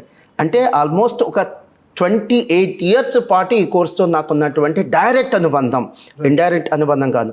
సో ఎక్స్ప్లోర్ చేయకుండా, రీసెర్చ్ చేయకుండా, నేను ఎక్స్పీరియన్స్ అవ్వకుండా, నేను చదవకుండా ఈ కోర్స్ చదవమని మాత్రం చెప్పలేదు. అలానే అందరినీ చదవమని చెప్పట్ల. అవినాష్ గారు, సారీ, ఒక చిన్న క్వశ్చన్తో నేను ఇంటరప్ట్ చేస్తున్నా మీ డిస్కషన్ని. నేను మిమ్మల్ని క్వశ్చన్ అడుగుతున్నాను. మీ ఉద్దేశంలో, ఈవెన్ వ్యూయర్స్ మీరు కూడా చెప్పచ్చు, మీ ఉద్దేశంలో మన ఎడ్యుకేషన్ సిస్టమ్ సక్సెస్ అయిందా, ఫెయిల్ అయిందా? చాలా మంది చెప్పటం ఫెయిల్ అయిందనే సార్. ఒకందుకు నేను కూడా అదే దానికి అగ్రీ అవుతాను. Absolutely. నేను బీయింగ్ అన్ ఎడ్యుకేషనిస్ట్, నేను స్ట్రాంగ్గా చెప్పేది ఏంటంటే మన ఎడ్యుకేషన్ సిస్టమ్ ఫెయిల్ అయింది. ఎంతమంది సార్ పాస్ అవుతుంది, డిగ్రీలు కానీ, బీటెక్లు కానీ, లేకపోతే గ్రాడ్యుయేషన్ కానీ, వాళ్ళలో 20% కూడా మనం ఎంప్లాయ్మెంట్ ఇవ్వలేకపోతున్నాం. నో ఇష్యూ, ఎంప్లాయ్మెంట్ ఇవ్వకపోయినా పర్లా, ఎంటర్ప్రినర్షిప్ కానీ రెడీ చేయగలుగుతున్నామా? ఉద్యోగాలు చేయకపోయినా పర్లా, ఉద్యోగాలు ఇప్పించగలుగుతున్నామా? లైఫ్లో సెటిల్ అవ్వగలుగుతున్నారా? ఇది కాకుండా పిచ్చికి పరాకాష్ట అన్నట్టుగా అండర్ ఎంప్లాయ్మెంట్ సార్. పెద్ద పెద్ద చదువులు చదివి చిన్న చిన్న ఉద్యోగాలు చేస్తున్న వాళ్ళు ఎన్ని వందల మంది కాదు, వేల మంది కాదు, లక్షల మంది కాదు, కోట్ల మంది ఉన్నారు. ఏ విధంగా చెప్పగలమండి ఎడ్యుకేషన్ సిస్టమ్ బాగా సక్సెస్ అయ్యింది అని? మహా అయితే ఏ విషయంలో సక్సెస్ అయ్యింది అంటే చెప్తాను సార్. ఫీజులు కలెక్ట్ చేయడంలో, ఎడ్యుకేషన్ బ్రాంచెస్ స్టార్ట్ చేయడంలో, బిల్డింగ్స్ తీసుకోవడంలో, స్టాఫ్కి శాలరీస్ ఇవ్వడంలో, అడ్మిషన్స్ తీసుకోవడంలో, ఇలాంటి విషయాల్లో ఎడ్యుకేషన్ సిస్టమ్ మేబీ సక్సెస్ అయ్యి ఉండొచ్చు. కానీ పనికొచ్చేటువంటి ఎడ్యుకేషన్ ఇవ్వడంలో మాత్రం education system at large fail అయింది. టోటల్గా నేను ఫెయిల్ అయిందని చెప్పట్లేదు, అట్ లార్జ్ ఫెయిల్ అయింది. ఫెయిల్ అవ్వకపోతే ఇంతమంది అన్ఎంప్లాయిడ్గా ఉండరు, ఇంతమంది అండర్ ఎంప్లాయిడ్గా ఉండరు. ఎంతమంది సార్ ఆడ్ జాబ్స్ చేస్తున్నారు సార్. మనం ఇక్కడ కూర్చొని మాట్లాడుకోవటం చాలా ఈజీ సార్, చాలా సింపుల్. ఒక్కసారి పాపం రోడ్డు మీద చిన్న చిన్న జాబ్లు, ఆడ్ జాబ్స్ చేసేటువంటి వాళ్ళ కోణంలో, వాళ్ళ దృష్టిలో ఆలోచిస్తే నిజంగా ఏడుపు తక్కువ సార్. అలాంటి వాళ్ళ సిచ్యువేషన్ ఏడుపు చాలా తక్కువ. మనమే ఉంది ఏసీ రూమ్లో కూర్చున్నాం, హ్యాపీ కూర్చొని మనం మాట్లాడుకుంటున్నాం. 23 సంవత్సరాల పాటు కష్టపడి చదివిన, లేదా 21 సంవత్సరాల పాటు కష్టపడి చదివినటువంటి చదువుకి 21,000 కూడా జీతం రానటువంటి సిచ్యువేషన్లో ఉన్న యూత్ చాలామంది ఉన్నారు సార్. ఇది నిజమా కాదా మీకు తెలుసు. Even after spending 21 years of their valuable life for education, pass అయితే వాడికి 21,000 జీతం రాదు. సెకండ్ థింగ్, చదువుకి మొత్తం అయినటువంటి ఖర్చు, చదువుకి టోటల్గా అయిన ఖర్చు. నా ఫ్రెండ్స్ నాతో అన్నమాట సార్, నా దగ్గర ఆన్సర్ లేదు. వాళ్ళు నా మీద సెటేరిక్గా అంటున్నారు అనుకున్నా. పాపం వాళ్ళు ఎంతో కన్సర్న్తో, సొసైటీ మీద ఎంత కన్సర్న్తో అన్నమాట నాకు ఇప్పుడు గుర్తొస్తుంది. ఈ పాడ్కాస్ట్లో నాకు గుర్తొస్తుంది. చిన్నప్పటి నుంచి చదువు అయిపోయేదాకా ఆయన మొత్తం ఖర్చు ఏదైతే ఉందో బ్యాంక్లో తీసుకెళ్ళి డిపాజిట్ చేసినా వచ్చే శాలరీ కంటే వడ్డీ ఎక్కువ వచ్చింది. అది సార్ మన ఎడ్యుకేషన్ సిస్టమ్. పోనీ పర్లేదు సార్ మోహన్ గారు, మీరు నన్ను కౌంటర్ వేయచ్చు. మీరు ఫస్ట్ క్వశ్చన్తో నాకు అర్థమైంది, మీరు కౌంటర్స్తో రెడీ అయ్యారని. No issue. మోహన్ గారు, చదువు అంటే ఓన్లీ ఉద్యోగమేనా? No issue sir. At least entrepreneurship అయినా రావాలి కదా సార్. పోనీ స్కిల్ రావాలి కదండి చదువులో, అట్లీస్ట్ స్కిల్ అయినా రావాలి కదా. పోనీ అది కూడా కాదు, మోరల్స్ అయినా రావాలి కదా. మనం ఏ విషయంలో సక్సెస్ అయ్యాం సార్? పిల్లలకు మంచి సంస్కారం నేర్పించగలుగుతున్నామా? మెజారిటీ కేసెస్లో మంచి ఎడ్యుకేషన్ నేర్పించగలుగుతున్నామా? మంచి నాలెడ్జ్ ఇవ్వగలుగుతున్నామా? పోనీ కనీసం టాలెంట్, స్కిల్ అని బిల్డ్ చేయగలుగుతున్నామా? ఉద్యోగాలు చేసే స్థాయికి తీసుకెళ్ళగలుగుతున్నామా? ఉద్యోగాలు ఇచ్చే స్థాయికి తీసుకెళ్ళగలుగుతున్నామా? లేదు కదా సార్. అలాంటప్పుడు మన ఎడ్యుకేషన్ సిస్టమ్ ఎలా సక్సెస్ అయినట్టు? ఈ ఎడ్యుకేషన్ సిస్టమ్ ఫ్లాప్ అయింది. ఇన్ టోటల్ కాకపోయినా చాలా. ఆ గ్యాప్ ఏదైతే ఉందో ఎంతో కొంత ఫిల్ చేయాలనే ఉద్దేశంతో మేము చేస్తున్న పిచ్చి ప్రయత్నం సార్. ఎందుకు మీరు ప్రయత్నం అనొచ్చుగా, పిచ్చి ప్రయత్నం అనే ఎందుకు అని అంటున్నాను. పిచ్చి ప్రయత్నం ఎందుకంటున్నాం అంటే ఫెయిల్ అయినా కూడా ప్రయత్నం చేస్తున్నాం కాబట్టి పిచ్చి ప్రయత్నం. మేము ఫెయిల్ అయ్యాం సార్. 22 years నుంచి మేము ప్రయత్నం చేయటంలో ఫెయిల్ అయ్యాం, సక్సీడ్ అవటంలో ఫెయిల్ అయ్యాం, నమ్మించటంలో ఫెయిల్ అయ్యాం, కన్విన్స్ చేయటంలో ఫెయిల్ అయ్యాము. ఈ 2 తెలుగు రాష్ట్రాల్లో very unfortunate sir, very unfortunate. I'm not blaming the educational institutions. We should first of all blame the system than educational institutions. Sir ఇక్కడ ఎడ్యుకేషన్ ఇన్స్టిట్యూషన్స్ అంటే ఈ బీటెక్ నడిపేటువంటి ఇంజనీరింగ్ కాలేజీలు కాదు సార్ తప్పు. Curriculum, syllabus, outdated syllabus, skill లేనటువంటి syllabus. Question paper చాలా ఈజీగా ఉంటుంది. Lower the standard of the question papers, lower the opportunities. ఇప్పుడు ఐఐటి పాస్ అయినోడికి ఎందుకు సార్ ఎగబడి ఉద్యోగాలు ఇస్తున్నారు? రీజన్ ఆడిలో దమ్ము కాదు సార్ ఉంది. ఒక దమ్మున్న ఎగ్జామ్ని వాడు క్రాక్ చేశాడు, అవునా కదా సార్? సిఏ పాస్ అయిన ఎందుకు ఎగబడి ఉద్యోగాలు ఇస్తున్నారు? బీకామ్ పాస్ అయినకి వచ్చాక 2 కామర్సేగా, సిఏ కూడా కామర్స్, బీకామ్ కూడా కామర్సే కదా సార్. బీకామ్ వాళ్ళ మీద ఏంటి కోపం, సిఏ వాళ్ళ మీద ఏంటి ప్రేమ? ఏమి లేదు సార్. క్వశ్చన్ పేపర్ వాడు టఫెస్ట్ ఎగ్జామినేషన్ని క్రాస్ చేసి పాస్ అయ్యాడు కాబట్టి ఆ రెస్పెక్ట్. సో మన ఎడ్యుకేషన్ సిస్టంలో ఇక్కడ ప్రాబ్లం ఉంది. థ్యాంక్ గాడ్ గవర్నమెంట్ చాలా వరకు రిలీజ్ అయ్యి ఎన్నో రిఫార్మ్స్ తీసుకొస్తుంది. రిఫార్మ్స్ కనుక తెచ్చి ఉండకపోతే మన పిల్లలు నిజంగా ఎడ్యుకేటెడ్ లేబర్గా మారేవాళ్ళు సార్. సో లేబర్ అనేది తప్పుడు పదం కాదు. I had lot of respect towards labour. పనిచేసే వాళ్ళ మీద చాలా రెస్పెక్ట్తో చెప్తున్నాం, విత్ డ్యూ రెస్పెక్ట్. ప్రాబ్లం లేబర్తో కాదు, లేదా లేబర్ అనేటువంటి పదం కాదు, చదువుకొని సంబంధం లేని ఉద్యోగాలు చేస్తున్నారు. అది నా కన్సర్న్ సార్, నా పాయింటే అది. సో మీరు వినుంటారు అవినాష్ గారు, రోటీ కపడా మకాన్ విన్నారా? That has been a slogan for many politicians, not just for our single politician. That has been a slogan for many politicians since 70 years. చాలా పాపులర్ స్లోగన్, ఎమోషనల్గా చాలామంది కనెక్ట్ అయిన స్లోగన్ కదా. మరి రోటీ కపడా మకాన్లో ఎడ్యుకేషన్ ఎందుకు యాడ్ చేయలేదు సార్? ఇప్పటికి కూడా మంది ప్రిడామినెంట్లీ బ్రిటిషర్స్ తీసుకొచ్చిన ఎడ్యుకేషన్ సిస్టమ్ ఇప్పటికీ కంటిన్యూ చేస్తున్నాం సార్. ఇప్పటికీ ఈ రోజు కూడా అవినాష్ గారు, ఈవెన్ ఇన్ 2024 అసలు బ్రిటిషర్స్ ఎందుకు రైలు పట్టాలు వేశారు? ఎందుకు పోర్ట్లు కట్టారు? వాళ్ళ అవసరాల కోసం. వాళ్ళు రైల్వే ట్రాక్ వేసింది లేకపోతే పోర్ట్లు కట్టింది మన కోసం కాదు సార్, ఇక్కడ ఉన్న వస్తువులు తీసుకెళ్ళడం కోసం. అలాగే బ్రిటిషర్స్ ఎందుకు ఎడ్యుకేషన్ సిస్టమ్ తీసుకొచ్చారు? అలా చదువుకున్న గుమస్తాలు కావాలి. ఆ చదువుకున్న గుమస్తాల కోసం ఎడ్యుకేషన్ సిస్టమ్ తీసుకొచ్చారు. మనం ఆ గుమస్తాగిరి చేసేటువంటి ఎడ్యుకేషన్ సిస్టమ్ని ఇప్పటికి కూడా ఫాలో అవుతున్నాం సార్. మీకు నార్త్ ఇండియాలో ఎప్పుడైనా మీరు ట్రావెల్ చేస్తే, లేదా మీ ఫ్రెండ్స్ ఉన్నా, లేదా మీకు డైరెక్ట్ ఎక్స్పోజర్ ఉన్న ఒకసారి చూసుకోండి సార్. నార్త్ ఇండియాలో ఈ కల్చర్ టోటల్ డిఫరెంట్ సార్. అక్కడ ఎంటర్‌ప్రెన్యూర్‌షిప్కి ఎక్కువ రెస్పెక్ట్ ఇస్తారు, ఎక్కువ ఇంపార్టెన్స్ ఇస్తారు. అందుకని మీరు నార్త్ ఇండియాలో చాలామంది 18-20 ఏళ్ళోళ్ళు సినిమాల గురించి మాట్లాడుకోరు సార్, వ్యాపారం గురించి మాట్లాడుకుంటారు. నార్త్ ఇండియాలో commerce is the first priority. అక్కడ కామర్స్ కాలేజీలో సీట్లు నిండిపోతే ఆ తర్వాత సైన్స్ కాలేజీకి వెళ్తారు. కామర్స్లో సీట్ రాలేదు, అయితే తీసుకున్నాను సైన్స్ అంటారు. ఇక్కడ రివర్స్, సైన్స్ కాలేజీలో సీట్ రాకపోతే కామర్స్కి వెళ్తారు సార్. ఇక్కడ అంతవరకైనా పర్లేదు అవినాష్ గారు. మీరు కాదా ఎవిడెన్స్? మీరు నిజంగా మీరు ఎవిడెన్సా కాదా మీరు చెప్పండి. నేను ఇప్పుడు చెప్పే స్టేట్మెంట్కి మీరు ఎవిడెన్సా కదా చెప్పండి. Let me complete the statement. ఒక 25 సంవత్సరాల నుంచి తెలుగు రాష్ట్రాల్లో ఉన్నటువంటి ఒక సంప్రదాయం, అమ్మాయి అయితే డాక్టర్, అబ్బాయి అయితే ఇంజనీర్. నేను కంప్లీట్ చేయాలి, మీరే చెప్పేశారు. దీన్ని రోటన్ ఎడ్యుకేషన్ సిస్టమ్ కాకపోతే ఏమనాలి సార్? ఇది కుళ్ళిపోయిన ఎడ్యుకేషన్ సిస్టమ్ సార్. సో దీన్ని మార్చాలని ప్రయత్నం నేను ఫస్ట్లో చేశాను, కానీ ఇప్పుడు మార్చాలని ప్రయత్నం చేసి ఓడిపోవటం తప్ప ఇంకేం లేదని నేను స్లోగా రిలీజ్ అవుతున్నానండి. సార్ ఇక్కడ చిన్న follow up question. Rotten education system అన్నారు, I totally agree. Especially Telugu రాష్ట్రాల్లో మాత్రమే ఎందుకు ఇంజనీరింగ్ మీద ఇంత ఇష్టం పెరిగిపోయింది? చెప్పాలంటే క్రేజ్, ఇంకా పెద్ద మాటలు కూడా వాడచ్చు, ఓన్లీ ఇన్ తెలుగు స్టేట్స్ ఎందుకు పెరిగిందంటారు? మిగతా రాష్ట్రాల్లో మీరు చెప్పినట్టు ఇంత ఇంజనీరింగ్ క్రేజ్ లేదు. What are the factors that led to this situation right now? ఏంటంటే అదొక భ్రమ. ఆ భ్రమ గత 25-30 ఏళ్ళ నుంచి ఇక్కడ రాజ్యం వెళ్తుంది. చదువు అంటే సైన్స్ మాత్రమే, కామర్స్ అంటే చాలా చిన్న చూపు. ఇంకా విశేషం చెప్పనా అవినాష్ గారు, కామర్స్ తీసుకోవాలని చాలా జాలీగా చూస్తారు. ఏరా కామర్స్ తీసుకున్నావా, ఎందుకురా నీకు అది ఉద్యోగాలు రావంటే కదరా. అది కామర్స్ అంటే బీకామ్ అంటే కామ్గా ఉండే వాళ్ళే తీసుకునే కోర్సు కామర్స్. సెటైర్లు కూడా వేస్తారు. మీరు చూడండి అవినాష్ గారు, నార్త్ ఇండియాలో అసలు కామర్స్కి ఎంత క్రేజ్ ఉంటుంది. అక్కడ కామర్స్ సీట్లు నిండిన తర్వాత సైన్స్కి వెళ్తారు. ఇక్కడ సైన్స్ సీట్లు నిండిన తర్వాతే, ఎస్పెషల్లీ ఈ 2 తెలుగు రాష్ట్రాల్లో, సౌత్ ఇండియా అని కూడా నేను, ఈ 2 తెలుగు రాష్ట్రాల్లో సైన్స్ సీట్లు నిండిన తర్వాత మాత్రమే కామర్స్కి వెళ్తారు. అండ్ నార్త్ ఇండియాలో ఇంకో మెచ్చుకోదగిన విషయం ఏంటంటే ఎంటర్‌ప్రెన్యూర్‌షిప్కి చాలా ఇంపార్టెన్స్ ఇస్తారు. మీకు ఇంట్రెస్ట్ లేదా చదువు ఆపేసి, బట్ వ్యాపారం చేయి. చదువు అనేది టైంపాస్ కార్యక్రమం కాదు అని చెప్పి నార్త్ ఇండియాలో చాలా గట్టిగా చెప్తారు సార్, పేరెంట్సే చెప్తారు. కానీ ఇక్కడ టైంపాస్ కార్యక్రమంగా చదువు నడుస్తుంది, ఇది ఒక వ్యాపారంగా కూడా చదువు నడుస్తుంది. ఇది వినటానికి చెప్పడానికి కష్టమైనా సరే చెప్పాలి. Being a part of the education system, ఈ బ్లేమ్ నా మీద పడినా కూడా నిజం చెప్పాలి. దీంట్లో నా పాత్ర ఉందా లేదా, నా పాత్ర లేదా తర్వాత విషయం. ఎడ్యుకేషన్ సిస్టమ్ ఇక్కడ వ్యాపార సంస్థల్లాగా లేదా వ్యాపార కేంద్రాల్లాగా నడుస్తుందని చెప్పడంలో ఎటువంటి అతిశక్తి లేదు. ఇది కొద్దిగా నిజం కూడా.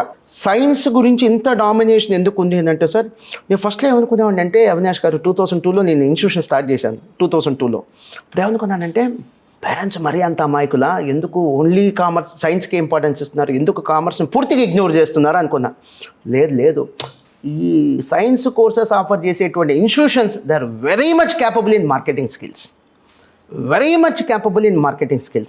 ఇక్కడ ఫెయిల్ అయింది పేరెంట్స్ కాదు, వీళ్ళు సక్సెస్ అయ్యారు. వెరీ అన్ఫార్చునేట్ ఏంటంటే ఆ ర్యాంక్ కొట్టగలిగిన వాళ్ళు, ఐఐటి సీట్ సాధించగలిగిన వాళ్ళు, మెడిసిన్ సీట్ సాధించగలిగిన వాళ్ళు స్టార్స్ లాగా వెలిగారు, మిగతా అందరూ రాలిపోయారు. ఇది ఈ ఎడ్యుకేషన్ సిస్టంలో మనం సాధించినటువంటి ప్రగతి.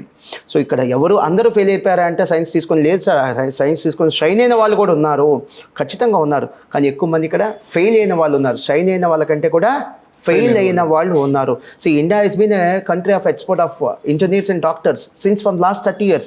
30 ఏళ్ల పాటు మన ఇంజనీర్లని డాక్టర్లని ప్రపంచానికి అందించామంటే కారణం తెలుగు రాష్ట్రాలే కదా, మనం అది కూడా మెచ్చుకోవాలి. కానీ ఎంతమంది అంటున్నాను, ఇప్పుడు సినిమా ఇండస్ట్రీ తీసుకుందాం సార్, చిన్న ఎగ్జాంపుల్ చెప్పి నేను కంక్లూడ్ చేస్తాను. సినిమా ఇండస్ట్రీకి కొన్ని వేలాది మంది వెళ్తుంటారు, ఒక ఛాన్స్ అని. సో వెళ్ళే వాళ్ళలో చాలా మందికి అసలు ఛాన్స్ రాదు సార్. 3 ఏళ్ళు 5 ఏళ్ళు వెయిట్ చేసినా కూడా కనీసం ఒక చిన్న వేషం కూడా రానటువంటి సినిమా వాళ్ళు చాలా మంది ఉన్నారు. అలానే ఈ ఐఐటీలో కానీ మెడిసిన్లో కానీ షైన్ అయ్యే వాళ్ళు చాలా కొద్ది మంది మాత్రమే. ఎంతమంది? 100లో 1 2.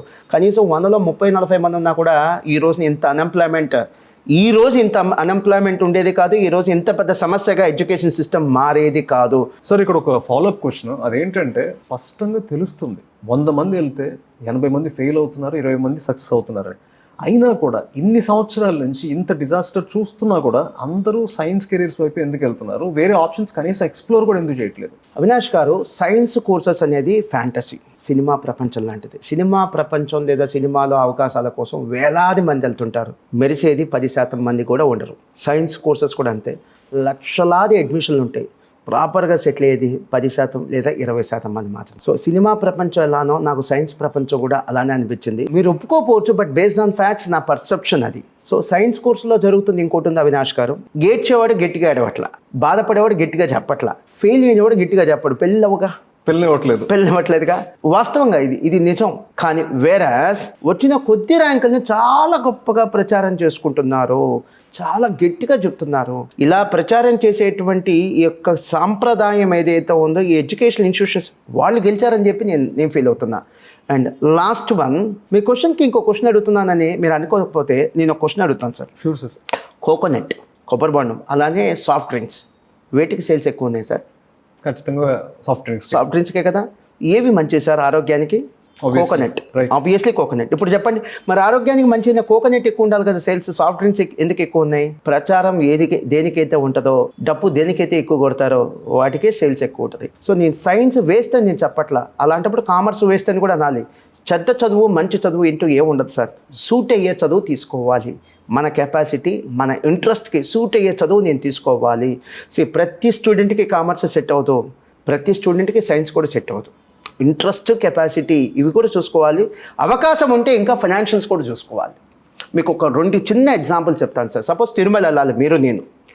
సో మీరు కాస్త యంగ్స్టరు లేదా ఫిజికల్గా ఫిట్నెస్ ఉంది మీకు, నాకు ఇద్దరికి ఏముందంటే వెంకటేశ్వర స్వామిని ఖాళీ నడక నీళ్ళు చూడాలని ఉంది నడుచుకుంటూ. నాకు పర్మిషన్ లేదు సార్, నాకున్న ఫిజికల్ ఫిట్నెస్ అది పర్మిట్ చేయదు. అలాంటప్పుడు ఏం చేస్తాను, కార్లో వెళ్తాను. సో నాకు ఇంట్రెస్ట్ ఉందా లేదా? ఇంట్రెస్ట్ ఉంది, స్వామిని నడుచుకుంటూ వెళ్ళాలి అని. మీకు ఇంట్రెస్ట్ ఉంది, మీకు పర్మిషన్ ఉంది ఫిజికల్ ఫిట్నెస్, అందుకని మీరు నడుచుకుంటూ వెళ్తారు. సో ఇదే సార్ నేను చెప్తుంది, ఒక స్టూడెంట్ ఏ కోర్సుని సెలెక్ట్ చేసుకోవాలి అని అంటే కెపాసిటీ, ఇంట్రెస్ట్, ఈ 2 అవకాశం ఉంటే ఫైనాన్షియల్స్ ఇవి కూడా చూసుకోవాలి. అవేమి చూసుకోకుండా బ్లైండ్గా సెలెక్ట్ చేసుకుంటున్నారు. సో కామర్స్ని బ్లైండ్గా సెలెక్ట్ చేసుకోకూడదు, సైన్స్ని కూడా బ్లైండ్గా సెలెక్ట్ చేసుకోకూడదు. దరిద్రం ఏంటంటే అమ్మాయి అయితే డాక్టర్, అబ్బాయి అయితే ఇంజనీర్ అనేటువంటి స్థాయికి వెళ్ళిపోయింది మన ఎడ్యుకేషన్ సిస్టమ్. నిజం సార్, మన ఎడ్యుకేషన్ సిస్టమ్ ఆ స్థాయికి వెళ్ళిపోయింది. సో ఇంకో ప్రాబ్లం ఏంటంటే సార్, ఇప్పుడు 9th క్లాస్ 8th క్లాస్ పిల్లలు ఉన్నారు కదా, వాళ్ళకి అసలు ఏ ఇష్యూ ఉండదు. కానీ 10th క్లాస్ అయిపోయిన పిల్లలకి ఎక్కువ ఇష్యూ. ఎందుకంటే 8th అయిపోయిన వాడికి 9th అయిపోయిన 10th వెళ్ళిపోతాడు ఆటోమేటిక్గా. 10th అయిపోయిన వాడికి ఆప్షన్స్ ఉంటాయి, ఎంపీసీ అని, బైపీసీ అని, ఎంఈసీ, సిఈసీ అని. ఈ ఆప్షన్స్ దగ్గరే చాలామంది పిల్లలు కన్ఫ్యూజ్ అయ్యి రెలవెంట్ కోర్సుని తీసుకోకుండా ఇర్రెలవెంట్ కోర్సుని తీసుకొని స్క్రాప్గా మారుతున్నారు. వీళ్ళని కనుక ప్రాపర్గా మీలాంటోలో నాలాంటోలో గైడ్ చేయగలిగితే వీళ్ళు కూడా హీరోలు అవ్వగలరు, జీరోలు అవ్వరు. అదే నా ఆవేదన, అదే నా బాధ. అంతేగాని I'm not against to science colleges అండి. నేను సైన్స్ కాలేజీల మీద పడి ఏడవట్లేదు. నిజం చెప్పాలా సార్ అవినాష్ గారు, మేము ఓడిపోలా, వాళ్ళు గెలిచారు. క్యాంపస్లో కనీసం ఒక ఐఐటీ సీట్ రాకపోయినా, ఒక మెడికల్ సీట్ రాకపోయినా అడ్మిషన్స్ హ్యాపీగా చేసుకోగలుగుతున్నారు. అది అక్కడ ఉన్నటువంటి ప్రచారం అనండి, అడ్వర్టైజ్మెంట్ అంటే మీ ఉద్దేశంలో, మీ భాషలో డప్పు డోలు ఏదైనా అనండి. సార్ నార్మల్గా కెరీర్ చూస్ చేసుకోవటం అంటే, నేనే ఒక స్టూడెంట్గా ఉన్నప్పుడు ఫస్ట్ నేను చూసుకుంది నా ఇంట్రెస్ట్ ఏంటి, నాకు ఏ సబ్జెక్ట్ అంటే ఇంట్రెస్ట్ అని చూసుకున్నాను. అండ్ దాంతోపాటు నా ఫైనాన్షియల్ కెపాసిటీ ఏంటి, అండ్ నా గోల్స్ ఏంటి, నా క్యారెక్టర్కి మా ఫ్యామిలీకి అలైన్మెంట్లో ఉంటూ నేను కొన్ని డెసిషన్స్ తీసుకున్నాను. అండ్ దాంతోపాటు నేను ఏం చేసేవాడిని అంటే, వాట్ ఈస్ ద యావరేజ్? ఈ కెరీర్లోకి 100 మంది వెళ్తుంటే ఎంతమంది సక్సెస్ అవుతున్నారు? ఒకవేళ 5-6 సక్సెస్ అవుతుంటే ఆ కెరీర్ నాది కాదు, నేను అంత ఎక్సెప్షనల్ పర్సన్ కాదు అని నా ఉద్దేశం. ఒక 30 or 40% ఉంటే నాకు కాస్త సేఫ్ అనిపిస్తుంది ఆ కెరీర్లోకి వెళ్ళటం. దాంతోపాటు అసలు ఆపర్చునిటీస్ ఎన్ని ఉన్నాయి, కాంపిటీషన్ ఎంత ఉంది, ఇవన్నీ అసెస్ చేసుకుని నేను వెళ్ళేవాడిని. ఇప్పుడైనా సరే కొత్తగా ఏదైనా ఒక స్ట్రీమ్లోకి వెళ్ళాలన్నా, కొత్త కోర్స్ నేను నేర్చుకోవాలన్నా కూడా ఇప్పుడు కూడా అదే చూస్తున్నాను. నా లాంగ్ టర్మ్ గోల్స్ ఏంటి, నా షార్ట్ టర్మ్ గోల్స్ ఏంటి, నా కెపాసిటీ ఏంటి, ఎంత కాంపిటీషన్ ఉంది, ఇవన్నీ కన్సిడర్ చేసుకొని వెళ్ళటం అనేది personally it is common sense for me. కానీ చాలామందికి ఇది ఎందుకు స్ట్రైక్ అవ్వట్లేదు? ఒకవేళ స్ట్రైక్ అయినా కూడా దాన్ని ఓవర్ పవర్ చేసే ఫోర్సెస్ వాళ్ళ చుట్టూ ఉన్నాయా? కరెక్ట్గా చెప్పారు. ఓవర్ పవర్ చేసేటువంటి ఫోర్సెస్ చుట్టూగా ఉన్నాయా? కరెక్ట్ మాట అన్నారు. అండ్ అలానే మీ ఛానల్కి మహామేధావి అనే పేరు ఎందుకు వచ్చిందో అర్థమైంది. నిజంగానే మీరు మహామేధావి. చాలామంది పేరెంట్స్, స్టూడెంట్స్ ఈ చిన్న కామన్ సెన్స్ పాయింట్ కనుక పట్టుకుంటే ఎడ్యుకేషన్ సిస్టంలో ఒక గేమ్ చేంజర్ వచ్చింది. మీకు చిన్న ఎగ్జాంపుల్ చెప్తాను, చాలా సింపుల్ ఎగ్జాంపుల్. సార్, ఐఐటి కోర్స్కి నేను ఎగనెస్ట్ కాదు. ఇండియాకి ఈ రోజున ప్రపంచ దేశాల్లో ఎంత పేరు వచ్చిందంటే absolutely salute to IIT education and IIT institutions. Sir 14 లక్షల మంది IIT JEE joint entrance examination రాస్తున్నారు sir. Along with MPC prepare అయ్యి 14 లక్షల మంది దేశవ్యాప్తంగా రాస్తున్నారు. ఇంతగా ఐఐటీలో సీట్లు ఎన్ని ఉన్నాయి అవినాష్ గారు? ఊరికే గూగుల్ చేసి చూస్తే మీకు తెలిసిపోయింది. 17,000. అంటే ప్రతి ఒక్క సీటుకి 100 మంది పోటీ పడుతున్నారు. ఆ రిపీట్, ప్రతి ఒక్క సీటుకి 100 మంది పోటీ పడుతున్నారు. 1:100 రేషియో. అలానే నీట్ తీసుకుంటే, ఎందుకంటే ఈ రెండు మాటలు ఎందుకు చెప్తున్నానంటే ఐఐటి లేదా నీట్ అంటే మెడిసిన్, ఈ రెండు చామ్ ఉన్న కోర్సెస్, క్రేజ్ ఉన్న కోర్సెస్. సో నీట్ ఎగ్జామినేషన్ 2024లో 23.5 లక్షల మంది రాశారండి. 23.5 lakhs ఎగ్జామ్ రాశారు. నాకు తెలిసి భారతదేశంలో ఇంతమంది ఎగ్జామ్ రాసేటువంటి మరో కాంపిటేటివ్ ఎగ్జామ్ లేదు. ఎన్ని సీట్లు ఉన్నాయి సార్? 1,06,000, 1,06,000 సీట్స్ ఉన్నాయి. నేను చెప్తుంది ఎంబీబీఎస్ సీట్స్. మీరు తెలుగు రాష్ట్రాల్లో తీసుకుంటే కనుక ఏపీలో ప్రైవేట్ స్కూల్స్ కానీ గవర్నమెంట్ స్కూల్స్ కానీ సుమారుగా 50,000 స్కూల్స్ ఉన్నాయి సార్. 5,000 ఎంబీబీఎస్ సీట్లు కూడా రావట్లేదు ఏపీకి. అంటే ఏంటి? ప్రతి 10 స్కూల్స్కి వెళ్ళి ఒక సీట్. 2023లో యూపీఎస్సీ అంటే civil services, IAS, IPS examination రాసినటువంటి వాళ్ళు ఎంట్రన్స్ టెస్ట్ అండి, ప్రిలిమినరీ ఎగ్జామ్ రాసిన వాళ్ళు 14 lakhs అండి. పోస్టులు ఎన్ని ఉన్నాయి? 1000 కూడా లేవు, 1000 పోస్టులు కూడా లేవు. నేనేమంటానంటే నిజంగా నువ్వు ఆ స్థాయి గల కాంపిటెన్సీ ఉంటే, కెపాసిటీ ఉంటే, పోనీ ఇంట్రెస్ట్ ఉన్నా ఉంటే, నేను ఆ స్థాయికి స్కేల్ అప్ అవ్వగలనన్న నమ్మకం నీకు ఉంటే తీసుకో, ఆ కోర్సులే తీసుకో. You don't come to commerce. కానీ కెపాసిటీ లేకుండా అలాంటి కోర్సులను క్రేజ్ని బేస్ చేసుకొని తీసుకోవటం వల్ల ఏమవుతుంది? ఇప్పుడు జరిగింది సార్. సుమారుగా సంవత్సరానికి 15 lakhs ఇంజనీర్స్ పాస్ అవుతున్నారు అవినాష్ గారు. 15 lakhs. ప్రపంచ దేశాల్లో చాలా దేశాలకు కావాల్సినంత సప్లై మనం ఇవ్వగలం. మన దేశానికి కాదు, కొన్ని 40-50 దేశాల్లో ఎంతమంది పాస్ అవుతారో ఇంజనీర్లు, మన ఒక్క దేశంలో అంతమంది పాస్ అవుతున్నారు. Too much. సంవత్సరానికి 15 లక్షల మంది, 4 సంవత్సరాలలో 4 yearsలో 60 lakhs ఇంజనీర్స్ అండి. ఎందుకు అంతమంది? ఇదే కదా జరుగుతుంది. రాంగ్ అసెస్మెంట్ అంటున్నా, రాంగ్ క్యాలిక్యులేషన్, ప్రాపర్ అసెస్మెంట్ లేకుండా కోర్సులు సెలెక్ట్ చేసుకుంటున్నారు. సో నువ్వు క్లాస్లో టాపర్ ఏంటి? క్లాస్లో topper, you are in top 20. తీసుకో, ఐఐటి తీసుకో, మెడిసిన్ తీసుకో, సిఏ తీసుకో, ఐఏఎస్ తీసుకో, నువ్వు ఏదైనా చేయగలవు. నీకున్న కాంపిటెన్స్ అలాంటిది. మిగతా 80 మంది బ్లైండ్గా కెరీర్ని సెలెక్ట్ చేసుకోకూడదు, బ్లైండ్గా స్ట్రీమ్ని సెలెక్ట్ చేసుకోకూడదు, కోర్సుని సెలెక్ట్ చేసుకోకూడదు. ఎందుకంటే ఎగ్జాంపుల్ చెప్తాను సార్. బాగా చదువుకునే పిల్లవాడు ఏం చేసినా, ఎటువంటి డెసిషన్ తీసుకున్నా కూడా వాడు సక్సీడ్ అవ్వగలడు. ఎందుకంటే వాడు హీస్ క్యాపబుల్ ఎనఫ్. మిగతా స్టూడెంట్స్ ప్రాపర్ డెసిషన్ కనుక తీసుకోకపోతే దే ల్యాండ్ ఎట్ అన్ఎంప్లాయ్మెంట్. చివరికి జరిగేది ఏంటంటే డబ్బులు ఖర్చు పెడతారు, అడ్మిషన్ తీసుకుంటారు, బట్ నిరుద్యోగం అనేది సంపాదించుకుంటారు. వాళ్ళు పోగేసుకునేది ఏంటంటే నిరుద్యోగం. వెరస్ కామర్స్లో నిరుద్యోగం చాలా తక్కువ ఉంది. కామర్స్లో ఎంప్లాయ్మెంట్ ఎక్కువ ఉంది. అన్నిటికంటే ఇంపార్టెంట్ సక్సెస్ రేట్ ఎక్కువ ఉంది. ఇందాక నేను చెప్పాను, ఐఐటీలో ప్రతి 100 మందికి ఎంతమందికి ఛాన్స్ ఉంది? ఒకరికి ఛాన్స్ ఉంది. నీట్లో 24 లక్షల మంది ఎగ్జామ్ రాస్తుంటే ఛాన్స్ ఉంది 1,06,000 సీట్లే అండి. ఎంత టఫ్ కాంపిటీషన్ అండి. మనం ఇందాకేమనుకున్నాం, టాపర్స్, క్లాస్లో ఉన్న టాపర్స్ 20% మంది వాళ్ళు సైన్స్కి వెళ్ళినా, అంటే ఎంపీసీకి వెళ్ళినా, బైపీసీకి వెళ్ళినా, సివిల్స్కి వెళ్ళినా, సిఏకి వెళ్ళినా, దేనికి వెళ్ళినా సాధించగలరు అని అన్నాం కదా. వాస్తవానికి అక్కడ 100లో 20 మంది టాపర్స్. అసలు 100లో ఛాన్స్ వస్తుంది, సీట్ వస్తుంది ఒకరికే సార్. అయినా నేనేమని చెప్పాను, 20 మెంబర్స్ వెళ్ళినా పర్లేదు, టాప్ 20 స్టూడెంట్స్ వెళ్ళినా పర్లేదు. రెస్ట్ ఆఫ్ ది స్టూడెంట్స్ ఎందుకు బ్లైండ్గా డెసిషన్ తీసుకుంటారు? మీకు ఆల్టర్నేటివ్ ఎడ్యుకేషన్ సిస్టమ్ ఉంది, మీరు కూడా షైన్ అవ్వగలిగిన ఎడ్యుకేషన్ సిస్టమ్ ఉంది. అదేంటంటే కామర్స్. ఎందుకంటే ఇక్కడ డిమాండ్ ఎక్కువ, సప్లై తక్కువ. సార్, ఇక్కడ ఒక ప్రశ్న అండి. అదేంటంటే 80% మంది బ్లైండ్గా తీసుకుంటున్నారు అన్నదానికన్నా కూడా ఆ 80% మందిలో ఖచ్చితంగా కామన్ సెన్స్ ఉన్న వాళ్ళు 100 మంది ఉంటారు. మార్కులు రాకపోయినా కూడా తెలివైన పిల్లలు ఉంటారు, కామన్ సెన్స్ ఉన్న వాళ్ళు ఉంటారు, ఆలోచించే శక్తి ఉన్న వాళ్ళు ఉంటారు. వాళ్ళకి ఏం చేయాలో తెలిసినా కూడా వాళ్ళ పేరెంట్స్ ఏమంటారు, లేకపోతే సొసైటీ ఏమంటుందన్న ఒత్తిడి ఉంటుంది. దీనివల్ల వాళ్ళకి ఏం చేయాలి అని తెలిసిన స్పష్టత ఉన్నా కూడా వాళ్ళు రాంగ్ డైరెక్షన్కి వెళ్తున్నారు. What do you think about that sir? Absolutely right sir, absolutely right. ఇది ఈ రోజున ఉన్నది కాదు సార్. 25 ఏళ్ల క్రితం నేను సైన్స్ కాదు కామర్స్ తీసుకున్నాను సార్, ఎంఈసీ తీసుకున్నాను. నా ఇంటి చుట్టుపక్కల వాళ్ళు ఎంతమంది నన్ను అవమానం అనే పదాన్ని వాడను కానీ ఎంతమంది నన్ను డిమోటివేట్ చేశారో, డిసప్పాయింట్ చేశారో, భయపెట్టారు. కొంతమంది జాలీగా చూశారు. సార్ ఇక్కడ ఒకటి sir, sorry for interrupting you, నేను చదువుకునే రోజుల్లో నాకు ఇప్పుడే గుర్తొస్తుంది ఒక సింపుల్ లైన్ ఉంటుంది సార్, కెరీర్స్ మొత్తం సమరైజ్ చేసి ఒక సింపుల్ లైన్. అరే ఎంపీసీ తీసుకుంటే డబ్బులు వస్తాయి, బైపీసీ తీసుకుంటే అందులో అమ్మాయిలు బాగుంటారు, అన్నదా ఉన్న అమ్మాయిలు కావాలి, మెకానికల్కి వెళ్తే అమ్మాయిలు ఉండరు, అంటే తర్వాత ఇంటర్మీడియట్ తర్వాత అటువైపు వెళ్తే అమ్మాయిలు ఉండరు, ఫుల్గా చిల్ అవ్వాలి, బెవర్స్గా తిరగాలి, క్లాసులు బంక్ కొట్టాలంటే ఎంఈసీ సిఈసీ తీసుకోవాలి. ఒక్క లైన్లో మొత్తం అన్ని కెరీర్స్ని సమరైజ్ చేసే పాయింట్ ఇది.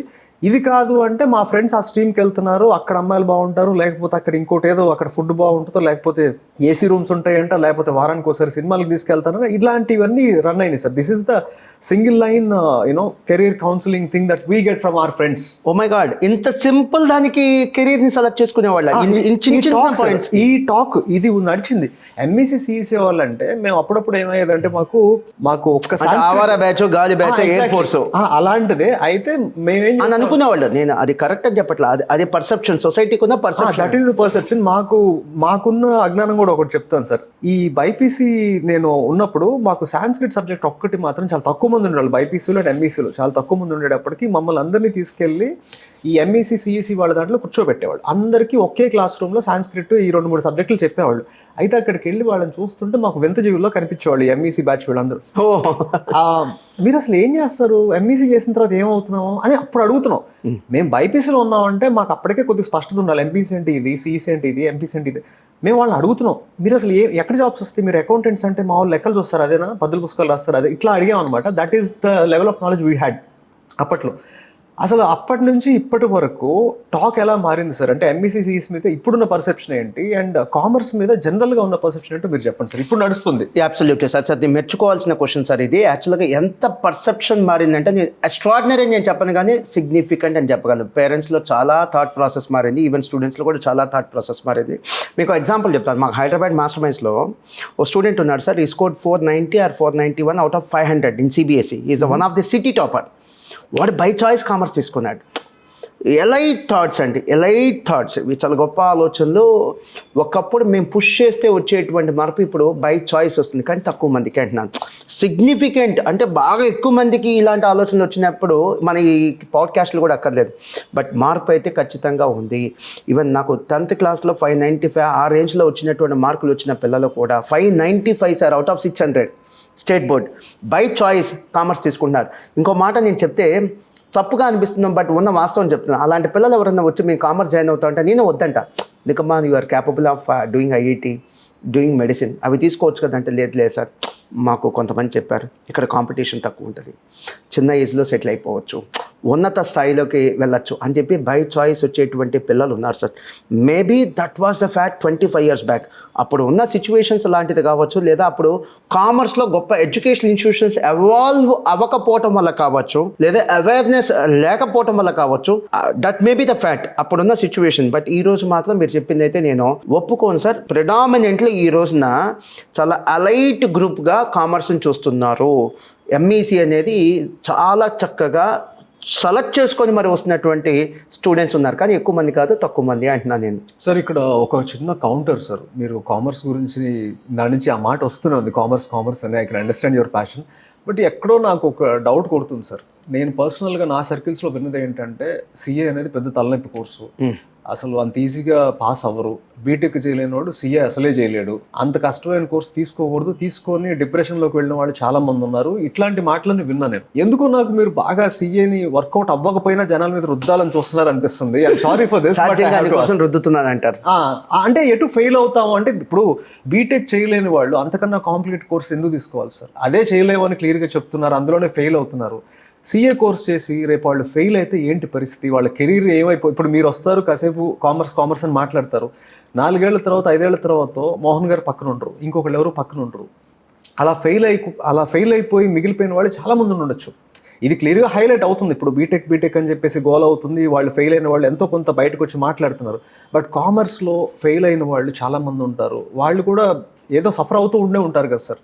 ఆ అదర్ సైడ్ కూడా కొద్దిగా చెప్పండి, ఆ అగ్లీ సైడ్ మాకు చూడాలని ఉంది. సో మీరు చాలా హీటెడ్ డిస్కషన్ తెచ్చేటువంటి క్వశ్చన్ మీరు అడిగారు. I should appreciate. లేకపోతే ఏదో మనం కూర్చొని టీ కాఫీకి తాగటానికి వచ్చి కూర్చోలేదు కదా మనం. ఖచ్చితంగా మీకు అగ్లీ సైడ్ చూడాలనుంది, బట్ నేను ఫ్యాక్ట్ చెప్పాలనుకుంటున్నాను. సార్ సిఏ జాయిన్ అయిన ప్రతి స్టూడెంట్ సిఏ పాస్ అవడు. ఓపెన్ ఫ్యాక్ట్ చెప్తున్నాను, మీరు even you can Google it, you can search it, no issue. Sir ఒక చార్టర్డ్ అకౌంటెన్సీ కోర్సులో ఒక 100 మంది కనుక జాయిన్ అయితే 20 to 25 మెంబర్సే ఫస్ట్ అటెంప్ట్లో పాస్ అవుతారు. సెకండ్ అటెంప్ట్లో ఈ సిఏ లాంటి కోర్సు లేదా CMA, cost accountancy, chartered accountancy అంటాం సార్. ఇవి రెండు కూడా కామర్స్లో చాలా ప్రముఖంగా వినిపించేటువంటి కోర్సెస్. సెకండ్ అటెంప్ట్లో పాస్ అయ్యేలో 10 మంది ఉంటారు సార్, లేదా థర్డ్ అటెంప్ట్లో పాస్ అయ్యేలో 10 మంది ఉంటారు. ఫోర్త్ అటెంప్ట్, ఫిఫ్త్ అటెంప్ట్ తీసుకొని పాస్ అయ్యేవాళ్ళు ఒక 5-10 మంది ఉంటారు. అంటే టోటల్గా ఫస్ట్ అటెంప్ట్లో పాస్ అయ్యేలో ఒక 20 to 25, సెకండ్ అటెంప్ట్లో పాస్ అయ్యేవాళ్ళు ఒక 10, third, fourth attempt, fifth attempt తీసుకొని పాస్ అయ్యేవాళ్ళు ఒక 5 to 10. మొత్తం కలిపి ఎంత సార్? అవినాష్ గారు వచ్చింది 45. నేను 45 అనట్లేదు సార్, 35 అంటున్నాను. అంటే ముగ్గురు జాయిన్ అయితే ఒకళ్ళు పాస్ అవుతారు. 100లో 35 మంది పాస్ అవుతారు. ఐఐటీలో 100లో తెలిసిందే కదా సార్, ఒకళ్ళు, రైట్. మెడిసిన్లో 100లో ఒకళ్ళు, సివిల్స్లో 100లో ఒకళ్ళు కాదు, 1000లో ఒకళ్ళు కూడా లేదు. సివిల్ సర్వీసెస్ కనుక జాయిన్ అయితే, అంటే యూపీఎస్సీ ఎగ్జామినేషన్స్కి వెళ్తే సివిల్స్ చూడండి, 7th క్లాస్ పిల్లల్ని పాపం మెచ్యూరిటీ కూడా ఉండదు. ఏం చదువుతారో అంటే ఎక్కడ తగ్గేదే లే, ఐఏఎస్, ఐపీఎస్. కానీ వాస్తవాలకు దూరంగా ఉంటే వాళ్ళ ఆలోచనలు, అది నా బాధ. ఐఏఎస్ చదువుతా, ఐపీఎస్ చదువుతానంటారు, 1000లో ఒకళ్ళు కూడా ఛాన్స్ లేదు కదా సార్. ఇక్కడ వేరే అలా కాదు సార్, 100లో 35 మందికి ఛాన్స్ ఉంది కదా, కనీసం 35% సక్సెస్ రేట్ ఉంది కదా. దాంతోపాటు మీరు అడిగిన మంచి క్వశ్చన్ సార్, ఎలా రీసెర్చ్ చేశారో I should appreciate sir. So 100లో మరి 35 మంది పాస్ అవుతారు సార్, మరి మిగతా 65 మంది సంగతి ఏంటి? పోయినట్టే కదా వాళ్ళు. ఎస్ సార్, ఒప్పుకుంటా, హానెస్ట్గా ఒప్పుకుంటా. నిజం దగ్గర కూడా నేను బెట్టు చేశాను అనుకోండి, ఖచ్చితంగా నేను చేస్తున్న తప్పు అయితే సార్. నిజం దగ్గర నేను బెట్టు చేయకూడదు, వాస్తవాన్ని ఒప్పుకోవాలి. హుందాగా ఒప్పుకుంటే ఇంకా చాలా గౌరవంగా ఉంటుంది. సో మిగతా 65 మందికి సార్ ఏముంటుంది వాళ్ళ కెరీర్ చెప్తాను సార్. మీరు ఎప్పుడైనా అవకాశం ఉంటే సార్, మీరు అవకాశం ఉంటే ఖచ్చితంగా గూగుల్ చేసి మీరు సెమీ క్వాలిఫైడ్ ఇంజనీర్ లేదా half engineer, semi qualified doctor లేదా హాఫ్ డాక్టర్ దొరుకుతారో చూడండి. అసలు మా పదాలే వెళ్ళలేదు. కానీ semi qualified CAS, semi qualified CMS, half CA, half CMA అని అంటారు సార్. అది గూగుల్లో చాలా విరివిగా వాడేటువంటి పదం sir. Semi qualified CA, semi qualified CMA అంటే సగం పాస్ అయిన వాళ్ళు సార్. ఇది కలోకియల్ మామూలుగా మాట్లాడే దాంట్లో ఇది సార్, లేకపోతే ఆ టర్మ్ నిజంగా ఉందా? నిజంగా ఆ టర్మ్ ఉంది సార్. మీరు గూగుల్ చేసి చూడండి సార్. జస్ట్ ఎంతసేపు సార్, ఈ వీడియో చూసేవాళ్ళు ఒకసారి పాస్ చేయండి. మీరు గూగుల్ చేసి చూడండి, సెమీ క్వాలిఫైడ్ సిఏలకి జాబ్స్ ఉన్నాయా, jobs for semi qualified CIs అని కొట్టండి. అబ్బో, కనీసం 15-20 పేజీలు వస్తాయి. ఎన్ని జాబ్స్ ఉన్నాయి sir. And starting salary for such semi qualified CAs ఈ గుంటూరు ఇలాంటి టౌన్స్లో అయితే కదా sir 30,000 to 35,000. Metros like Hyderabad, Chennai, Bengaluru అయితే కనుక 40,000 to 50,000 is their starting salary. Fail అయిన వాళ్ళకి సార్ నేను చెప్తుంది, ఫెయిల్ అయిన వాళ్ళకి సార్, ఫెయిల్ అయిన వాళ్ళకి ఇప్పుడు బీటెక్ సగం పాస్ అయ్యాడు సార్, ఏంటి సార్ కెరీర్? లేదా ఎంబీబీఎస్ సగం పాస్ అయ్యాడు, ఏంటి కెరీర్? వేరే సిఏ సగం పాస్ అయ్యాడు, కెరీర్ ఉంది. నేను అలాంటి వాళ్ళకు కూడా ఏం చెప్తానంటే, అరే నువ్వు ప్యాషన్తో వచ్చావురా సార్. నేను ఎలా ఏమంటానంటే, కామర్స్కి వచ్చే స్టూడెంట్స్ చాలా ప్యాషన్తో రావాలి. చుట్టుపక్కల వాళ్ళు ఎంతమంది పోక్ చేస్తుంటారు, నువ్వు ఎంపీసీ జాయిన్ అవ్వు, బైపీసీ జాయిన్ అవ్వు, అయినా కూడా వద్దనుకొని కామర్స్కి వచ్చాడు కదా. అరే నువ్వు ఎంత ప్యాషన్తో వచ్చావురా, ఎంత ఇష్టంతో వచ్చావు. నువ్వు ఫెయిల్ అయినా పర్లేదు, ఇంకోసారి 2 సార్లు ఇంకొకసారి కరెక్షన్స్ అంటే చేసిన తప్పులని కరెక్ట్ చేసుకొని చెయ్యరా బాబు, కంప్లీట్ చేయరా ఈ కోర్సు. It is worth. మళ్ళీ ఈ కోర్సు చేయడానికి అవకాశం ఉందా లేదా, అది కాదు, అర్హత ఉందా లేదా, ఇట్ ఈస్ వర్త్. కంప్లీట్ చేయరా బాబు అంటాను నేను. సార్ 10th క్లాస్ అయిపోయిన స్టూడెంట్కి వచ్చిన ఎగ్జాంపుల్. సో మీకు టైం ఉందంటే నేను ఒక ఎగ్జాంపుల్ చెప్తాను. 10th క్లాస్ స్టూడెంట్ ఒకవేళ బైపీసీ తీసుకుంటే, అంటే ఎందుకని అడుగుతుందంటే, అవినాష్ గారు అందరిలానే మీరు ప్రశ్నిస్తున్నారు, అది నా ఆవేదన. మీరు ప్రశ్నించండి, అందరినీ ప్రశ్నించండి. ఓన్లీ కామర్స్ని ఎందుకు ప్రశ్నిస్తారు? సైన్స్ని ఎందుకు ప్రశ్నించరు? కొన్ని క్యాంపస్లు సార్, పెద్ద పెద్ద క్యాంపస్లు ఉన్నాయి. నేను ఆ కాలేజీల మీద వ్యతిరేకంగా చెప్పట్లేదు, ఆవేదనతో చెప్తున్నాను, వాళ్ళ మీద జలసితో చెప్పట్లేదు. ఈ క్వశ్చన్స్ ఓన్లీ, ఈ సీల పరీక్ష ఓన్లీ కామర్స్కి ఎందుకు? ఈ ప్రశ్నలన్నీ ఓన్లీ కామర్స్కి ఎందుకు? సైన్స్లో లేవా ఈ ఫెయిల్యూర్స్? కుప్పలుగా ఉన్నాయి సార్. అక్కడికంటే మా సక్సెస్ రేట్ చాలా చాలా చాలా చాలా ఫార్ బెటర్ సార్, చాలా ఫార్ బెటర్. చిన్న ఎగ్జాంపుల్, 10th అయిపోయిన వాళ్ళకి బైపీసీ తీసుకుంటే సార్ 2 సంవత్సరాలు బైపీసీ, ఓకేనా? ఆ తర్వాత ఎంబీబీఎస్, ఓకే, నీట్లో సీట్ వచ్చింది, 5 సంవత్సరాలు బైపీసీ, ఎంబీబీఎస్ 5 years, తర్వాత 1 year జూనియర్ డాక్టర్గా చేయాలి. ఆ తర్వాత సార్ పీజీ 2 years చేయాలి, సూపర్ స్పెషాలిటీ సార్ 1 year. అంటే ఓన్లీ సాలిడ్గా 10th అయిపోగానే చదివే 10 ఏళ్ళు ఉంటుంది. వెరాస్ బీటెక్ తీసుకుంటే సార్, బీటెక్తో చదివితే ఉద్యోగాలు ఉన్నాయి లేదో మీకు బాగా తెలుసు. ఖచ్చితంగా ఏం చేయాలి, మాస్టర్స్ అన్న చేయాలి, లేకపోతే ఎంటెక్ అన్న చేయాలి. అంటే 10th అయిపోయిన తర్వాత ఎంపీసీ 2 ఏళ్ళు, బీటెక్ 4 ఏళ్ళు, ఎంటెక్ 2 ఏళ్ళు అంటే 8 ఏళ్ళు సాలిడ్గా ఇష్టం ఉన్నా లేకపోతే చదవాల్సిందే. చదువు ఒక పెట్టుబడిగా చూపించి ఉద్యోగం కావాలనుకుంటే నాకు చదువు అక్కర్లేదులే వ్యాపారానికి వెళ్తానంటే అక్కర్లేదు. బట్ చదువు పెట్టుబడిగా చూపించి సర్టిఫికేట్ని పెట్టుబడిగా చూపించి ఉద్యోగం కావాలంటే మాత్రం 8 years స్పెండ్ చేయాలి. వేరే సీఏ లాంటి కోర్సెస్కి రండి సార్, ఎంఈసీ తీసుకుంటాం. జనరల్గా సీఏ చేయాలంటే 10th అయిపోయిన వాళ్ళు ఎంఈసీ లేదా సిఈసీ తీసుకుంటారు. సో సీఏ కానీ సిఎంఏ కానీ కోర్సెస్ అయితే దానికి స్పెషలిస్ట్ కోర్సులు ఉన్నాయి సార్, స్పెషలైజ్డ్ కోర్సెస్ ఉన్నాయి. ఎంఈసీ లేదా సిఈసీ. ఎంఈసీ 2 years సార్, తర్వాత సిఏ ఇంటర్మీడియట్ తర్వాత 4 years, సిఎంఏ అనుకుంటే ఇంటర్మీడియట్ తర్వాత 3 years. సో 2 + 4 ఎంత సార్? సిఏ అనుకుంటే 6 years. వేరే సిఎంఏ అనుకుంటే కనుక 2 years ఇంటర్మీడియట్, సిఎంఏ ఎంత 3 years అంటే ఎంత సార్? 5 years. నేనే ఉంటున్నానంటే ఫెయిల్ అవుతారా? అవును ఫెయిల్ అవుతారు. ఇది ప్రొఫెషనల్ కోర్సెస్. తర్వాత ప్యాషన్గా కంటిన్యూ అయ్యేవాడు గొప్పోడు కానీ ఫెయిల్ అవ్వనివాడు ఇక్కడ గొప్పోడు కాదు. ఫెయిల్ అవుతారు, ఇది ప్రొఫెషనల్ కోర్స్. ఎక్కువ మంది ఫెయిల్ అవుతారు. సెకండ్ అటెంప్ట్ థర్డ్ అటెంప్ట్లో పాస్ అయ్యే వాళ్ళు కుప్పలుగా ఉంటారు. ఫస్ట్ అటెంప్ట్లో ఫెయిల్ అవుతారు. ఇదేమి మామూలు అల్లాటప్ప కోర్స్ ఏం కాదు. ఇది బీటెక్ లాగా బీకామ్ లాగా ఈజీగా పాస్ అయ్యే కోర్స్ కాదు. అంత ఈజీగా పాస్ అయ్యే కోర్సులు అయితే ఉద్యోగాలు ఉండవు. ఈ రోజున బీటెక్ ఈజీగా పాస్ అవుతున్నారు, ఉద్యోగాలు అయ్యి ఎన్ని పేపర్లో ఎన్ని న్యూస్లు వస్తున్నాయి. 1 out of 10 ఉద్యోగం వస్తుంది, 10 out of 100 ఉద్యోగం వస్తుంది. బీటెక్ కంప్లీట్ అయిన వాళ్ళకి only 10% are able to get job. ఎక్కడైనా సరే సీఏ చేసిన వాళ్ళకి సిఎంఏ చేసిన వాళ్ళకి ఉద్యోగాలు లేవనేటువంటి సిచ్యువేషన్ ఉందా? ఎస్ అండి.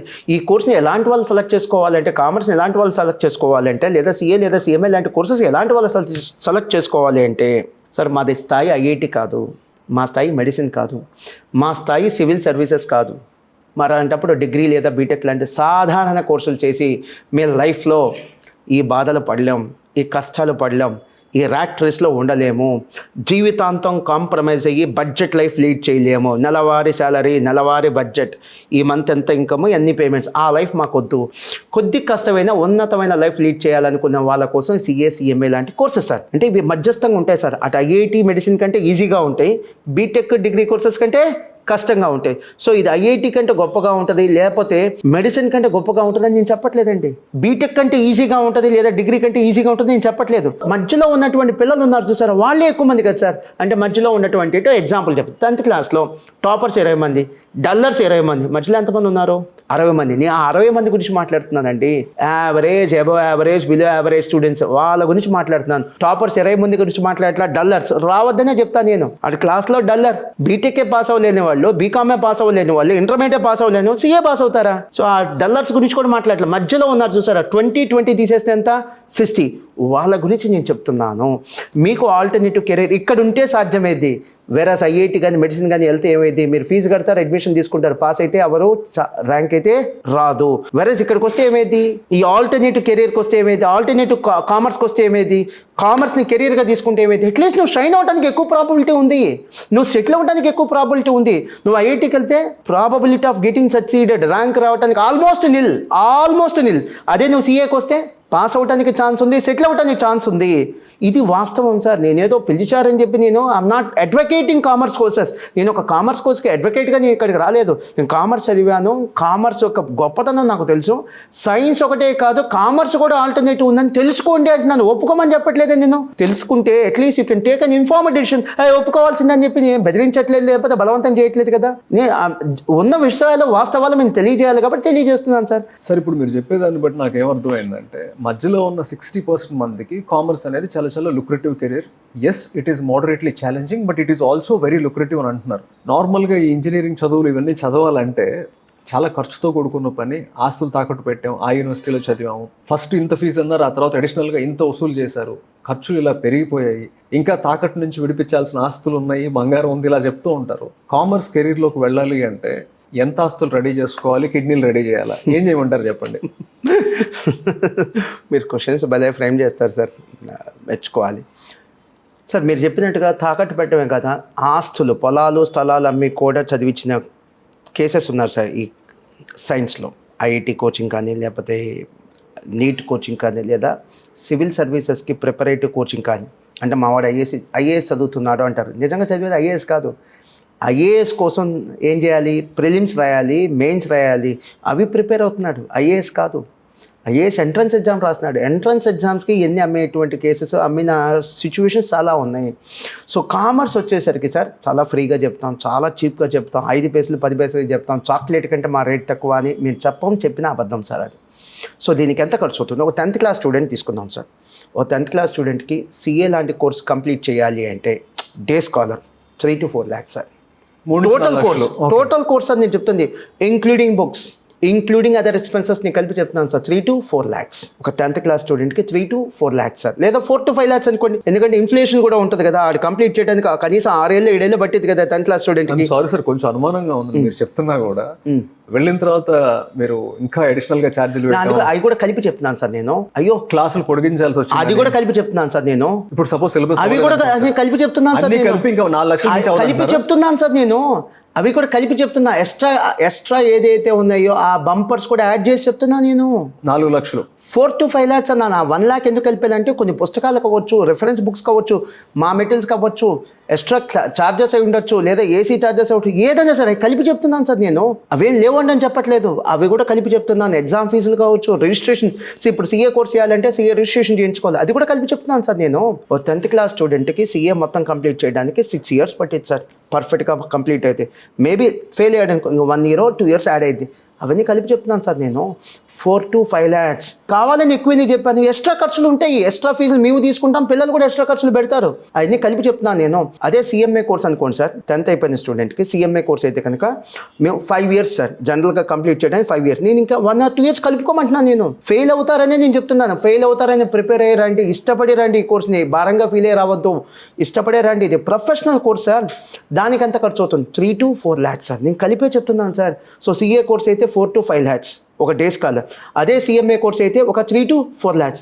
ఒకవేళ హాస్టలర్ అనుకోండి, per month approximately 6,000 to 7,000 rupees మనం పెట్టుకోవాలి. On the other hand science కోర్సులకు ఎంత అవుతుంది కూడా తెలుసుకొని ఇచ్చేసేయండి. చేయండి. నేను మిమ్మల్ని కాదు అందరికీ చెప్తున్నాను, మా తప్పు ఉంటే మమ్మల్ని మొట్టుకేయండి, దిద్దుకుంటాం మా మంచి కోసం. మీరు మమ్మల్ని ఏదన్నా తప్పు ఉంటే చెప్తే అది మీకు కాదు బెనిఫిట్, మాకు మంచిది. సో సైన్స్ కోర్సులకు ఎంత అవుతుంది ఖర్చు? ఈ రోజున పెద్ద పెద్ద ప్రైవేట్ యూనివర్సిటీలు కానీ, కొన్ని డీమ్డ్ ఇంజనీరింగ్ కాలేజీలు కానీ, అటానమస్ కాలేజీలు, కొన్ని కాలేజీలో ఓన్లీ ఇంజనీరింగ్ కోర్సులు, ఓన్లీ బీటెక్ కంప్లీట్ అవ్వడానికి 10 to 20 lakhs ఈజీగా అయిపోతుంది సార్, నెలలా ఖర్చు అయిపోతుంది. సో దాంతో కంపేర్ చేస్తే ఇది చీపెస్ట్ సోర్స్ ఆఫ్ ఎడ్యుకేషన్ అని అన్నాను, అఫోర్డబుల్ అంటున్నాను నేను. అదే ఇంటర్మీడియట్ అయిపోయిన తర్వాత సిఏ సిఎంఏకి వచ్చేవాళ్ళు ఉంటారు సార్. ఇంటర్ అయిపోయిన తర్వాత సిఏ కోర్స్ 4 ఏళ్ళు పడుతుంది సార్. నేనేమంటున్నాను 5 years 6 years ప్రిపేర్ అయ్యారంటే అంటున్నాను నేను. దానికి ఎంత ఖర్చు అవుతుంది?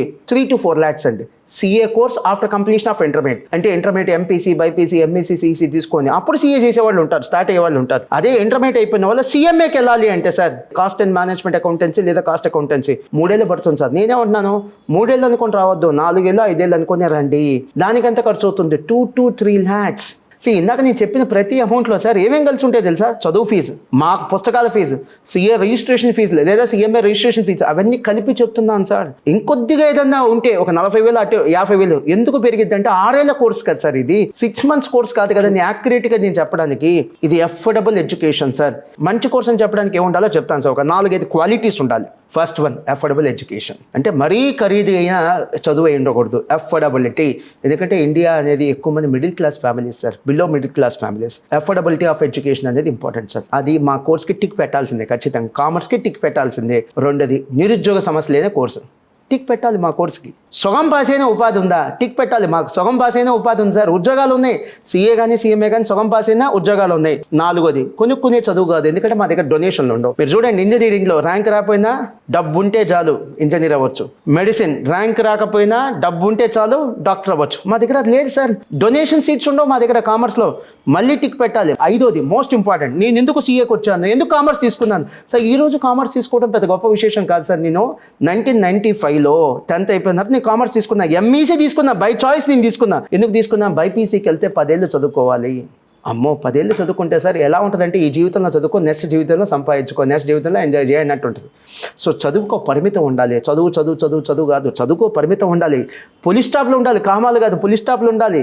ఒక రీజనబుల్ ఏజ్లో చదువు అయిపోవాలి. ఆ చదువు ఇప్పుడు మీరు కామర్స్ తీసుకుంటే సార్ 10th అయిపోయిన తర్వాత 6 ఏళ్ళకి సీఏ కంప్లీట్ అవ్వచ్చు. పోనీ 7 ఏళ్ళు అనుకోండి, లేదు సార్ మోహన్ గారు 8 ఏళ్ళు అనుకోండి. 10th అయిపోయేసరికి వయసు ఎంత ఉంటుంది సార్? Approximately 14 years. 14 yearsకి 8 years కలిపితే ఎంత? 22 yearsకి చదువు అయిపోయింది సార్. సో ఇక్కడ కూడా టిక్ చేయొచ్చు. ఎన్ని గుడ్ క్వాలిటీస్ ఉన్నాయి కాబట్టి commerce is one of the best education.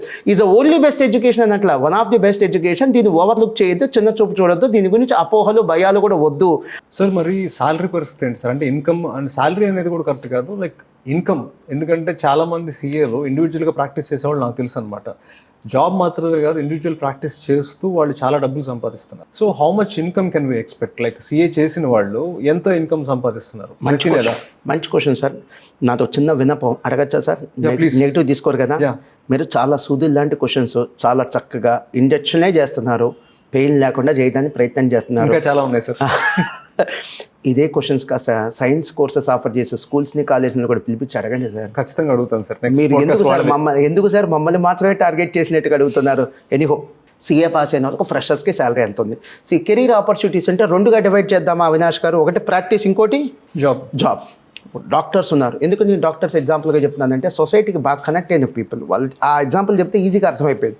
So doctor pass అయిన వాళ్ళు, ఎంబీబీఎస్ పాస్ అయిన వాళ్ళు, లేదా ఎండీ పాస్ అయిన వాళ్ళు, సూపర్ స్పెషాలిటీ చేసిన వాళ్ళు, డాక్టర్ని వృత్తిగా తీసుకునే వాళ్ళు రెండు రకాలుగా సెటిల్ అవుతారు. ఒకటి హాస్పిటల్లో పనిచేయడం, రెండోది వాళ్ళే హాస్పిటల్ పెట్టుకోవడం. దాన్ని ఏమంటారు? ప్రాక్టీస్ అంటారు. హాస్పిటల్లో పనిచేయడం అంటే జాబ్ అంటారు. అలానే మాకు కూడా చార్టర్డ్ అకౌంటెంట్స్కి ప్రాక్టీస్ పెట్టుకోవచ్చు. మా దగ్గర ఎవరు వస్తారు సార్? మా దగ్గరికి వ్యాపారవేత్తలు వస్తారు. వాళ్ళకి సంబంధించిన వ్యాపారానికి సంబంధించి ఎన్నో ఇష్యూస్కి వన్ స్టాప్ సొల్యూషన్ ఏంటంటే chartered accountants. We are the one stop solutions. వాళ్ళ ఇన్కమ్ ట్యాక్స్ ఇష్యూస్ కావచ్చు, జిఎస్టీ ఇష్యూస్ కావచ్చు, బ్యాంక్ ఇష్యూస్ కావచ్చు, బ్యాంక్ లోన్స్ కావచ్చు, లేదా సెక్యూరిటీ ఇష్యూస్ కావచ్చు, లేకపోతే ఫైనాన్షియల్ ఇష్యూస్ కావచ్చు, లేదా గ్రోత్ ఇష్యూస్ కావచ్చు, ప్రాఫిటబుల్ ఇష్యూస్ కావచ్చు, లేదా స్ట్రాటజిక్ ఇష్యూస్ కావచ్చు, వాళ్ళ బిజినెస్ అడ్వైజర్స్ కావచ్చు. వీటన్నిటికి వన్ స్టాప్ సొల్యూషన్ ఏంటంటే చార్టర్డ్ అకౌంటెంట్. వన్ స్టాప్ సొల్యూషనే కాదు అవినాష్ గారు, ఆథెంటిక్ సొల్యూషన్ కూడా. ఆథెంటిక్ ఎవరంటే చార్టర్డ్ అకౌంటెంట్స్. దాన్ని ఏమంటారంటే ప్రాక్టీస్ అంటారు. ప్రాక్టీస్ సెటప్ చేసుకోవచ్చు మేము. ప్రాక్టీస్లో ఉన్న మైనస్లు కూడా చెప్పేస్తా. 3 ఏళ్ళ నుంచి 4 ఏళ్ళ పాటు ఓపీ పట్టాలి, అది పికప్ అవడానికి, బిజినెస్ అవడానికి, పికప్ అవడానికి. డాక్టర్ కూడా అంతే. పాస్ అయిపోగానే వెళ్ళి క్లినిక్ పెట్టేస్తానంటే రారు సార్ పేషెంట్లు. టైం పట్టి దాని మీద జనంలో వెళ్ళాలి, ఆయన గురించి నమ్మకం కలగాలి. అలానే ప్రాక్టీస్ కూడా అంతే. 3 నుంచి 4 ఏళ్ళు పట్టింది. ఈ 3-4 ఏళ్ళు కూడా ఎంత వచ్చింది సంపాదన అంటే, తొలి సంపాదన ఎంత వచ్చింది అంటున్నా. స్టార్ట్ అయిపోయాం, సీఏ పాస్ అయిపోయాం, ప్రాక్టీస్ పెట్టాం, ఎంత వచ్చింది? 50 లక్షలు, ₹1,00,00,000 అయితే కాదండి. మంత్లీ 50,000 నుంచి 60,000 అంటే ఎంత? ఒక 6 నుంచి 7 lakhs వచ్చింది ఇనీషియల్ ఇన్కమ్ పర్ యానం. చూడండి, పర్ మంత్ అని చెప్పట్లా, అబద్ధాలు చెప్పట్లా, పర్ యానం. ప్రాక్టీస్కి వెళ్తే తర్వాత ఎంతకు పికప్ అవ్వచ్చు? గుంటూరు లాంటి సిటీస్లో ఎంత వచ్చింది? నేను బెంగళూరు, చెన్నై, హైదరాబాద్ లాంటి మెట్రో సిటీస్ గురించి చెప్పట్లేదు సార్. గుంటూరు లాంటి చిన్న సిటీస్లో ఉన్న ఎంత వచ్చింది? ఏ స్థాయికి వెళ్ళచ్చు వీళ్ళంటే, కంఫర్టబుల్గా గుంటూరు లాంటి సిటీస్లో సీఏ ప్రాక్టీస్ చేస్తూ కంఫర్టబుల్గా 3 to 5 lakhs పర్ మంత్ సంపాదిస్తున్న వాళ్ళు చాలామంది ఉన్నారు సార్. కొద్దిమంది కాదు, చాలామంది ఉన్నారు. అది కూడా చాలా తక్కువ టైం స్పెండ్ చేసి, daily every day 8 to 10 hours spend చేసి కంఫర్టబుల్గా సెల్ఫ్ ఎంప్లాయ్మెంట్, ఎవరి కింద గుమస్తా పని చేయకుండా వాళ్ళే బాస్గా ఉండి కంఫర్టబుల్గా 3 to 5 lakhs పర్ మంత్ సంపాదిస్తున్న వాళ్ళు ఉన్నారు. అంటే ఎంత సార్? ఇయర్లీ 36 lakhs నుంచి 60 lakhs per annum. 8 to 10 hours తక్కువ పనులు అనిపించట్లేదు సార్. నార్మల్ జాబ్ లాగా అనిపిస్తుంది కదా 8 to 10 hours. అంతకంటే ఎక్కువ పని చేసేటువంటి జాబ్స్ ఈ రోజు చాలా ఉన్నాయి సార్. అంతకంటే ఎక్కువ పని చేసేటువంటి సార్ కార్పొరేట్ జాబ్స్ అని అంటాం కానీ సార్, కార్పొరేట్ జాబ్స్లో ఎలా ఉంటుందంటే పెద్ద పోస్ట్లో పెద్ద రోల్. ఆఫీస్కి ఎన్నింటికి వెళ్తాం మన చేతిలో ఉంటుంది సార్. ఆఫీస్ నుంచి ఎన్నింటికి బయటకు వస్తాం మన చేతిలో ఉంటుంది. ఇక్కడ మన లిమిట్స్ మనం పెట్టుకోవచ్చు. నాకు ఎంత కావాలి ప్రాక్టీస్, దాని తగినట్టుగా నా వర్కింగ్ అవర్స్ నేను ఫిక్స్ చేసుకోవచ్చు. మీరు వర్క్ ఫ్రమ్ హోమ్ విన్నారు కదా అవినాష్ గారు, చాలా మంది చాలా లుక్రేటివ్గా ఫీల్ అవుతారు. వర్క్ ఫ్రమ్ హోమ్ అంటే కంఫర్ట్. మేము జీవితాంతం వర్క్ ఫ్రమ్ హోమ్ చేయొచ్చు. కింద ఫ్లోర్ ఆఫీస్ అండి, పై ఫ్లోర్ మా ఇల్లు. నా టైమ్స్ నేను ఫిక్స్ చేసుకుంటా. మార్నింగ్ 9 to 12, మళ్ళీ ఈవినింగ్ 5 to 8. నా అవైలబిలిటీ ఏంటో నా క్లయింట్స్కి తెలిసిందనుకో, వాళ్ళు ఆ టైంలోనే వస్తారు. నేను జీవితాంతం నా లైఫ్ని నాకు నచ్చినట్టుగా నేను డిసైడ్ చేసుకోవచ్చు. అది ప్రాక్టీస్లో ఉండేటువంటి లుక్రేటివ్నెస్, అడ్వాంటేజెస్. అది డిసడ్వాంటేజ్ కూడా చెప్పాక, ఇనిషియల్ డేస్లో తక్కువ ఇన్కమ్ వచ్చింది, తర్వాత బాగా పికప్ అయింది. జాబ్లో ఏంటి? స్టార్టింగ్లోనే బిగినింగ్లోనే 8 to 12 lakhs కంఫర్టబుల్ శాలరీ వచ్చింది ఇయర్లీ. 8 to 12 lakhs. కొంతమందికి 15 lakhs వచ్చింది, 20 lakhs వచ్చింది, 25 lakhs వచ్చింది స్టార్టిగ్ శాలరీ. అవి నేను చెప్పను. కొంతమందికి వచ్చే ఎందుకు మనం చెప్పటం. యావరేజ్లో ఎక్కువ మందికి ఏ శాలరీ వచ్చింది అది మనం బెంచ్ మార్క్గా తీసుకోవాలి. ఇప్పుడు మనం చూస్తుంటాం ఐఐటీలో, మీరు గమనించారా అవినాష్ గారు? ఐఐటి కంప్లీట్ చేసిన వ్యక్తికి ₹1,00,00,000 శాలరీ, 2 కోట్ల శాలరీ అని అందరికి వస్తే చెప్పండి. ఒకరికో ఇద్దరికి వస్తే చెప్పొద్దు ప్లీజ్. అది చూసి మిగతా వాళ్ళందరూ కూడా అదే లెవెల్లో ఎక్స్పెక్ట్ చేస్తారు. దట్టు మీరు గమనించండి, ఐఐటీలో ₹1,00,00,000, 2 కోట్ల శాలరీస్ వచ్చేవన్నీ కూడా డొమెస్టిక్ ప్లేస్మెంట్స్ కాదు, అవన్నీ కూడా ఇంటర్నేషనల్ ప్లేస్మెంట్స్, లోకల్ ప్లేస్మెంట్స్ కాదు. ఇప్పుడు అమెరికాలో ₹1,00,00,000 శాలరీ అంటే ఇండియాలో 35 లక్షలు 40 లక్షల శాలరీతో సమానం సార్. ఎందుకంటే అక్కడ కాస్ట్ ఆఫ్ లివింగ్ ఎలా ఉంటుంది, ఖర్చులు కూడా అలానే ఉంటాయి. అక్కడ ₹1,00,00,000 సంపాదించినా ఒకటే, ఇండియాలో 40 lakhs సంపాదించినా ఒకటే. సరే, డివియేట్ కూడా మనం వెనక్కి వద్దాం. సో శాలరీస్ చార్టర్డ్ అకౌంటెంట్స్కి, కాస్ట్ అకౌంటెంట్స్కి ఏ రకంగా ఉంటుందో చెప్తున్నాను నేను. ఇనీషియల్ శాలరీ చెప్తున్నాను నేను. అవి స్కేల్ అప్ అయ్యి ఏ రేంజ్కి వెళ్ళిద్ది అంటే 25 to 30 lakhs పర్ యానం. ఆ స్థాయి కూడా వెళ్తారు. ఇంకా స్కేల్ అప్ అయ్యి 10 ఏళ్ళ ఎక్స్పీరియన్స్ దాటింది అనుకోండి sir, 40 to 50 lakhs per annum. నేను ఎంఫసైజ్ చేయాలనుకుంటున్నాను. ఇది రైట్ పాయింట్ కూడా. ఈ టైంలో ట్రెండింగ్ టాపిక్ ఏంటంటే రెసెషన్. రెసెషన్ వల్ల చాలా ఉద్యోగాలు పోతున్నాయి. అసలు ఏ రోజైనా చూడండి, పేపర్ చూడండి, మెయిన్ స్ట్రీమ్ మీడియా చూడండి, సోషల్ మీడియా చూడండి, రెసెషన్ వల్ల ఉద్యోగాలు పోయినాయి. ఎవరికి అంటే ఇంజనీర్లు. ఎప్పుడైనా రెసెషన్ వల్ల చార్టెడ్ అకౌంటెంట్లకి, కాస్ట్ అకౌంటెంట్లకు ఉద్యోగాలు పోయినాయి. మీకు ఎక్కడైనా కనిపించిందా? మాది recession proof career sir. And ఇంకొక అడ్వాంటేజ్ చెప్తా, అంటే కామర్స్ అనేది చాలా లుక్రేటివ్ కెరియర్, నో డౌట్. ఎందుకు? 2 పాయింట్స్ నేను చెప్తాను సార్. మన సైన్స్ చదువుకున్నాం, ఫిజిక్స్ కెమిస్ట్రీ, తప్పేం లేదు. ఫిజిక్స్ కెమిస్ట్రీ ఎప్పుడైనా మన నిజ జీవితంలో, మన లైఫ్లో ఎప్పుడైనా ఆ ఫిజిక్స్ కెమిస్ట్రీ అప్లై చేస్తామా? ఉంటుంది. మన చుట్టూ ఉండేదే ఫిజిక్స్ ఉంటుంది, మనం అప్లై చేస్తామా? ఎవరో ఏ సైంటిస్టో ఇంజనీరో వాళ్ళు అప్లై చేస్తారు. మనలాంటి కామన్ మీద అయితే అప్లై చేయం కదా. కామర్స్ రోజు మనం అప్లై చేసేది అది కదా. నీ ఆదాయం ఎంత, నీ లెక్కలు ఎంత, నీ ఇన్కమ్ ఏంటి, నీ ఇన్వెస్ట్మెంట్స్ ఏంటి, నీ అసెట్స్ ఏంటి, నీ లయబిలిటీస్ ఏంటి, రోజు మనం చూసేదే కామర్స్ కదా సార్. మన నిజ జీవితంలో కూడా కామర్స్ మనం అప్లై చేయొచ్చు అంటున్నాను.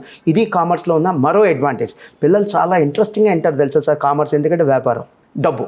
వేరే ఫిజిక్స్ కెమిస్ట్రీలో అంత ఇంట్రెస్ట్ ఉంటుందో లేదు నాకు తెలియదు, కానీ కామర్స్ ఎకనామిక్స్లో మాత్రం పిల్లలు భలే ఇంట్రెస్టింగ్గా క్లాస్ వింటారు. రీజన్ ఆ సబ్జెక్ట్లో ఉండేటువంటి facts, stories, real life case studies, డబ్బు గురించి కదా సార్ మేము మాట్లాడుకునేది. సార్ నార్మల్గా కామర్స్ అనగానే అందరి మైండ్లో స్ట్రైక్ అయ్యేది ఏంటి, అకౌంట్స్ చేసే వ్యక్తి అనే ఒక్క లైన్లో చెప్తారు. అసలు పద్దులు రాస్తాడే అకౌంట్స్ రాసుకుంటాడు. పద్దులు రాసే వ్యక్తి, అకౌంట్స్ చేసే వ్యక్తి, లేకపోతే ఈ ఫైనాన్సెస్ అంతా చూసుకునే వ్యక్తి అని జస్ట్ ఒక లైన్లోనే ఉంటుంది సార్. అసలు యాక్చువల్గా కామర్స్ వాళ్ళు ఏ బిజినెస్లో అయినా చేసే పని ఏంటి, ఆ బిజినెస్కి జస్ట్ ట్యాక్స్ ఫైలింగ్స్, లేకపోతే ఐటీ రిటర్న్స్, వీటి గురించి మాత్రమే కాకుండా అసలు ఏదో హెల్ప్ ఉండాలి కదా సార్ ఎవ్రీ సింగిల్ డే. ఏదో what is that significant role that they play in any company or any business? Great question sir. Commerce professionals అనేది లేమ్యాన్ లాంగ్వేజ్ సార్, ప్రిసైజ్గా మాట్లాడుకుందాం.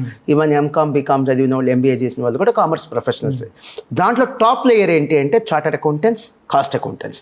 కామన్ లేయర్ ఏంటంటే మీరు చెప్పిన బీకామ్, ఎంకామ్, ఎంబీఏ వాళ్ళందరూ కూడా common layer, కామర్సే, వాళ్ళు కూడా కామర్స్ ప్రొఫెషనల్సే. సో మీరు చెప్పేటువంటి అకౌంట్ రాయటం, పద్దులు రాయటం, ఇవన్నీ కూడా ఈ బ్యాచ్ చేసేది సార్. బీకామ్, ఎంకామ్, ఎంబీఏ ఇలాంటి వాళ్ళు చేసేది. మేము ఆ పద్దులు రాసేటువంటి స్ట్రీమ్ కాదు సార్. ఆ రాసిన పద్దులు అకౌంట్స్ కరెక్ట్గా ఉన్నాయి చెక్ చేసే స్ట్రీమ్ సార్, క్వశ్చన్ చేసే స్ట్రీమ్ సార్, అవి ఫైనలైజ్ చేసి ఫైనాన్షియల్ స్టేట్మెంట్స్ ఆడిట్ చేసి చెక్ చేసేటువంటి టీమ్ సార్. అండ్ మేము ఎక్కువ డెసిషన్ మేకింగ్లో ఇన్వాల్వ్ అవుతాం sir. Preparation of the financial స్టేట్మెంట్స్లో ఆల్మోస్ట్ మేము ఇన్వాల్వ్ అవ్వం. మీకు ఎగ్జాంపుల్ చెప్తాను సార్. చార్టర్డ్ అకౌంటెంట్స్ కానీ, కాస్ట్ అకౌంటెంట్స్ కానీ ఏ స్థాయిలో స్థిరపడతారంటే, మేనేజ్మెంట్ లేదా కంపెనీలో స్ట్రక్చర్ అంటే హైరార్కీ అంటాం సార్. మేనేజ్మెంట్ హైరార్కీ 3 లెవెల్స్ ఉంటాయి సార్. లెవెల్ 1 10% మంది ఉంటారు, top management. Level 2 middle management 20% ఉంటాం sir. Level 3 lower level management 70% వాళ్ళే ఉండాలి సార్. మేము ఎప్పుడు ఆ 70%లో ఉన్నాం సార్. సీఏలు కానీ, సిఎంఏలు కానీ. ఆల్వేస్ మేము ఏ స్థాయిలో ఉంటాం అంటే ఉంటే లెవెల్ 1 లేదా లెవెల్ 2. అందుకని మాకు ఉద్యోగాలు పోవు సార్.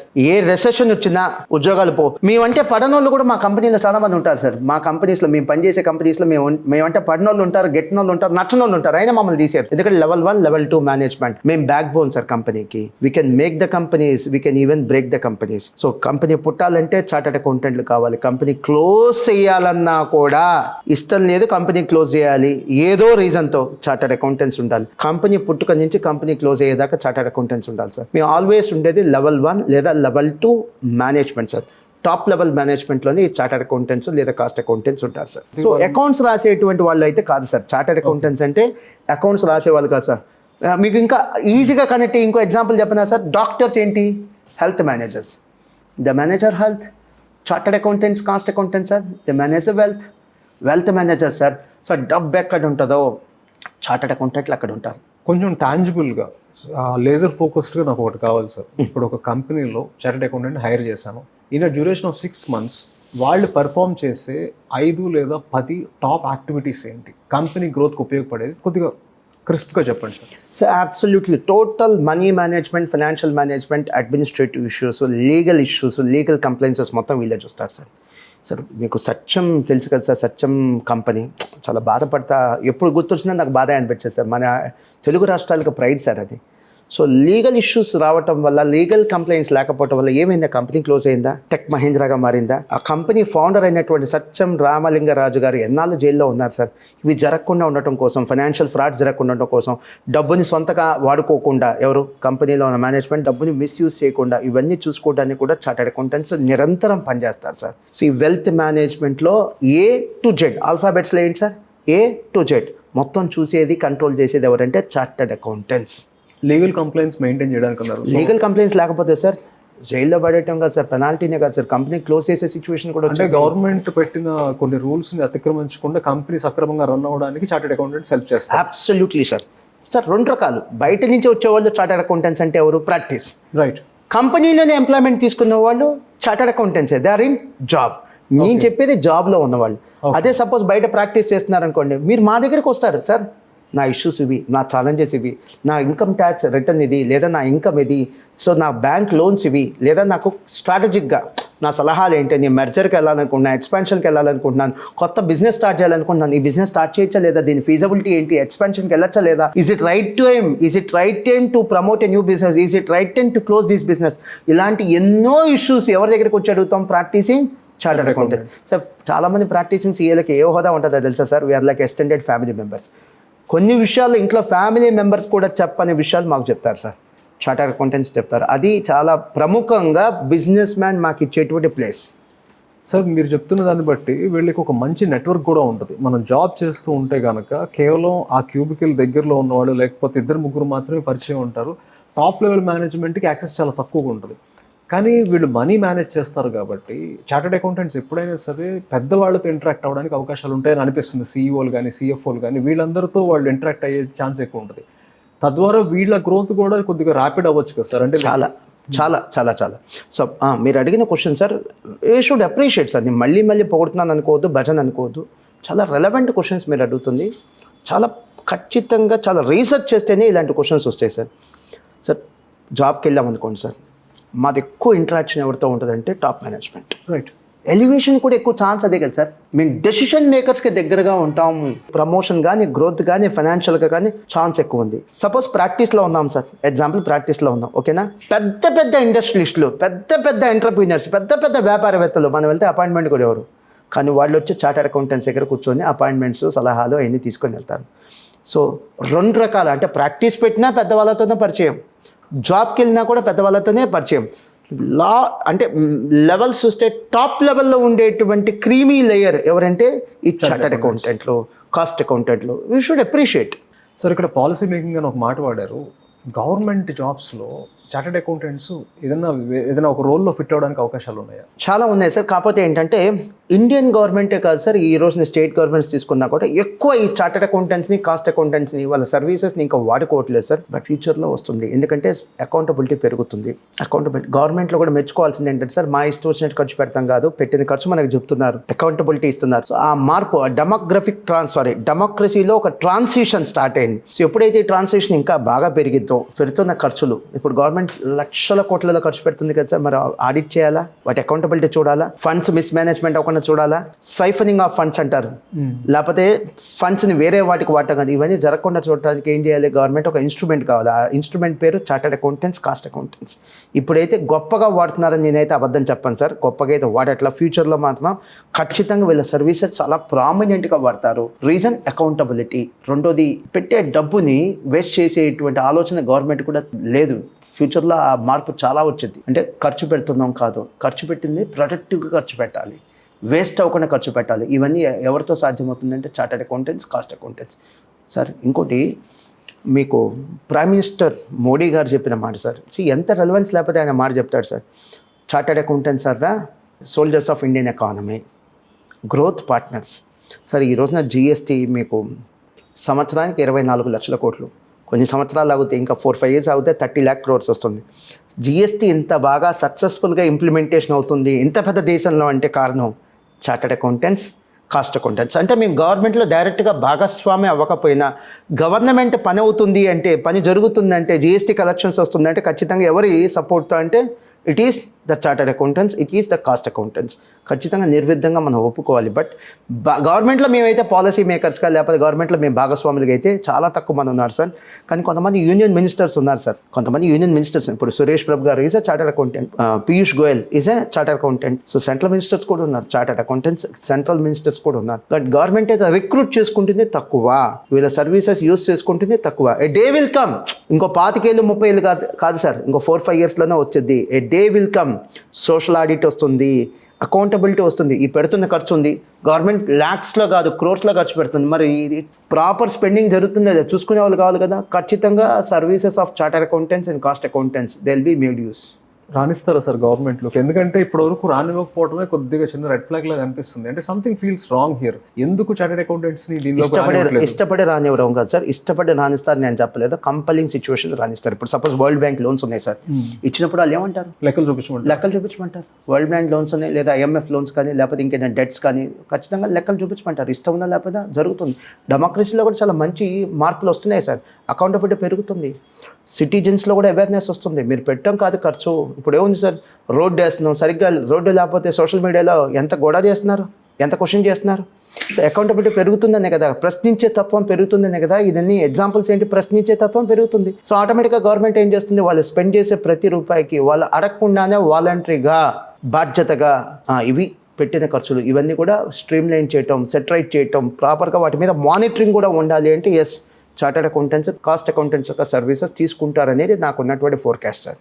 ఓకే సార్, ఇన్ని విషయాలు మనం మాట్లాడుకున్నాం. AI గురించి, ఆర్టిఫిషియల్ ఇంటెలిజెన్స్ గురించి ప్రస్తావన వచ్చిన ప్రతిసారి మా అందరూ ఎంత హ్యూమన్స్ని రీప్లేస్ చేయలేదు AI అని అనుకున్నా కూడా ఎక్కడో ఒక చిన్న గిలు ఉంటుంది. ఏమో రేపు మన జాబ్స్ పోతాయేమో, ఏమైనా అవ్వచ్చు అన్న గిలు ఉన్నప్పుడు మేమందరం చాలా హీటెడ్ డిస్కషన్లో ఉన్నప్పుడు మా CA చూసి నవ్వుకుంటా ఉంటాడు. ఇన్సెక్యూరిటీలో ఉన్నప్పుడు మేము ఒక ఇన్సెక్యూరిటీలో ఉన్నప్పుడు మా CA మాత్రం నవ్వుకుంటూ ఉంటాడు. అది ఎలాంటి నవ్వు అంటే కాన్ఫిడెన్స్తో నవ్వుతూ ఉంటాడు. అట్ ద సేమ్ టైం మమ్మల్ని చూసి ఒక జాలితో కూడా తను నవ్వుతూ ఉంటాడు అనమాట. ఎందుకు సార్ CA వాళ్ళకి మాకేం కాదు అన్నంత ధైర్యం? అది కొద్దిగా బ్లైండ్ కాన్ఫిడెన్స్ అనిపించట్లేదా? కాన్ఫిడెన్స్ కానీ బ్లైండ్ కాన్ఫిడెన్స్ కానీ అలాగే అనిపిస్తుంది. బికాస్ అందరినీ షేక్ చేస్తుంది. టాప్ లెవెల్ మేనేజ్మెంట్ అవ్వచ్చు, లేకపోతే టెక్నికల్ పీపుల్ అవ్వచ్చు, వీళ్ళందరినీ షేక్ చేస్తున్న AI CA వాళ్ళని మాత్రం టచ్ చేయదా? ఏంటి అసలు కాన్ఫిడెన్స్? సో CA వాళ్ళని టచ్ చేయదు అనేది సినిమా డైలాగులు సార్. నేను అలాంటి డైలాగులు వాడటం నాకు ఇష్టం లేదు. ఆర్టిఫిషియల్ ఇంటెలిజెన్స్ ఇప్పటికి కాదు ఎప్పటికైనా సరే ఎలాంటి జాబ్స్ని రీప్లేస్ చేయగలదు, ఎలాంటి జాబ్స్ని మింగేయగలదు అంటే those who do repetitive and routine works. ఈ రిపిటేటివ్ రొటీన్ వర్క్స్ చేసే జాబ్స్ మాత్రమే ఆర్టిఫిషియల్ ఇంటెలిజెన్స్ మింగేయగలదు. చీపెస్ట్ సోర్స్ ఆఫ్ రీప్లేస్మెంట్ అది. అంటే ఆ జాబ్స్ ప్లేస్లో AI తెచ్చేస్తారు, any form in any shape తెచ్చేస్తారు. కానీ చార్టర్డ్ అకౌంటెంట్స్, కాస్ట్ అకౌంటెంట్స్ చేసేది మీరు రిపిటేటివ్ వర్క్ కాదు సార్, రొటీన్ వర్క్ కూడా కాదు. It involves lot of skill. That is the reason we have a lot of confidence that we can never be replaced by artificial intelligence. Not just a statement being made by Mohan. నేనేదో అన్నాను కాదు sir. రీసెంట్గా the institute of chartered accountants of India వాళ్ళే CA exams conduct చేసేది. మనకి CBSE board, SSC board ఎలా అయితే ఉంటుందో వాళ్ళే ఎగ్జామినేషన్ కండక్ట్ చేసేది. సో ఆ ఇన్స్టిట్యూట్ ఒక ప్రెసిడెంట్ చెప్పారు. సో నేషనల్ మీడియా అడిగిన క్వశ్చన్ ఏంటంటే AIS వల్ల, ఆర్టిఫిషియల్ ఇంటెలిజెన్స్ వల్ల చార్టర్డ్ అకౌంటెంట్స్ కూడా రాబోయే థ్రెట్ ఏంటి, మింగిపోయే ఆపర్చునిటీస్ ఏంటి, మీకు వచ్చే కష్టాలు ఏంటంటే చాలా క్లియర్గా చెప్పాడు. Artificial intelligence can never be a replacement for chartered accountants. In fact artificial intelligence వచ్చిన తర్వాత మా పని ఇంకా ఈజీ అయింది, ఎఫెక్టివ్ అయింది. సో ఎట్టి పరిస్థితుల్లో మాకు ఎటువంటి థ్రెట్ లేదు అని చెప్పాడు. నిజం కూడా. సో మీకు ఇందాక నేను లెవెల్ 1, లెవెల్ 2, లెవెల్ 3 మేనేజ్మెంట్ అని చెప్పాను. కంపెనీస్లో మేము జాబ్కి వెళ్తే ఎక్కడ ఉంటాం? మేము లెవెల్ 3లో ఉన్నాం సార్, 70% కేటగిరీలో ఉన్నాం. లెవెల్ 2 లేదా లెవెల్ 1లో ఉంటాం. సో AI వల్ల థ్రెట్, ఆర్టిఫిషియల్ ఇంటెలిజెన్స్ వల్ల థ్రెట్ ఎక్కువ ఎవరికి ఉంటుంది? ఈ 70%, అంటే లెవెల్ 3 మేనేజ్మెంట్ వాళ్ళకే ఉంటుంది. సో లెవెల్ 1, లెవెల్ 2 మేనేజ్మెంట్కి అయితే ఈ ఆర్టిఫిషియల్ ఇంటెలిజెన్స్ ఒక థ్రెట్ అయితే ఉండదు సార్.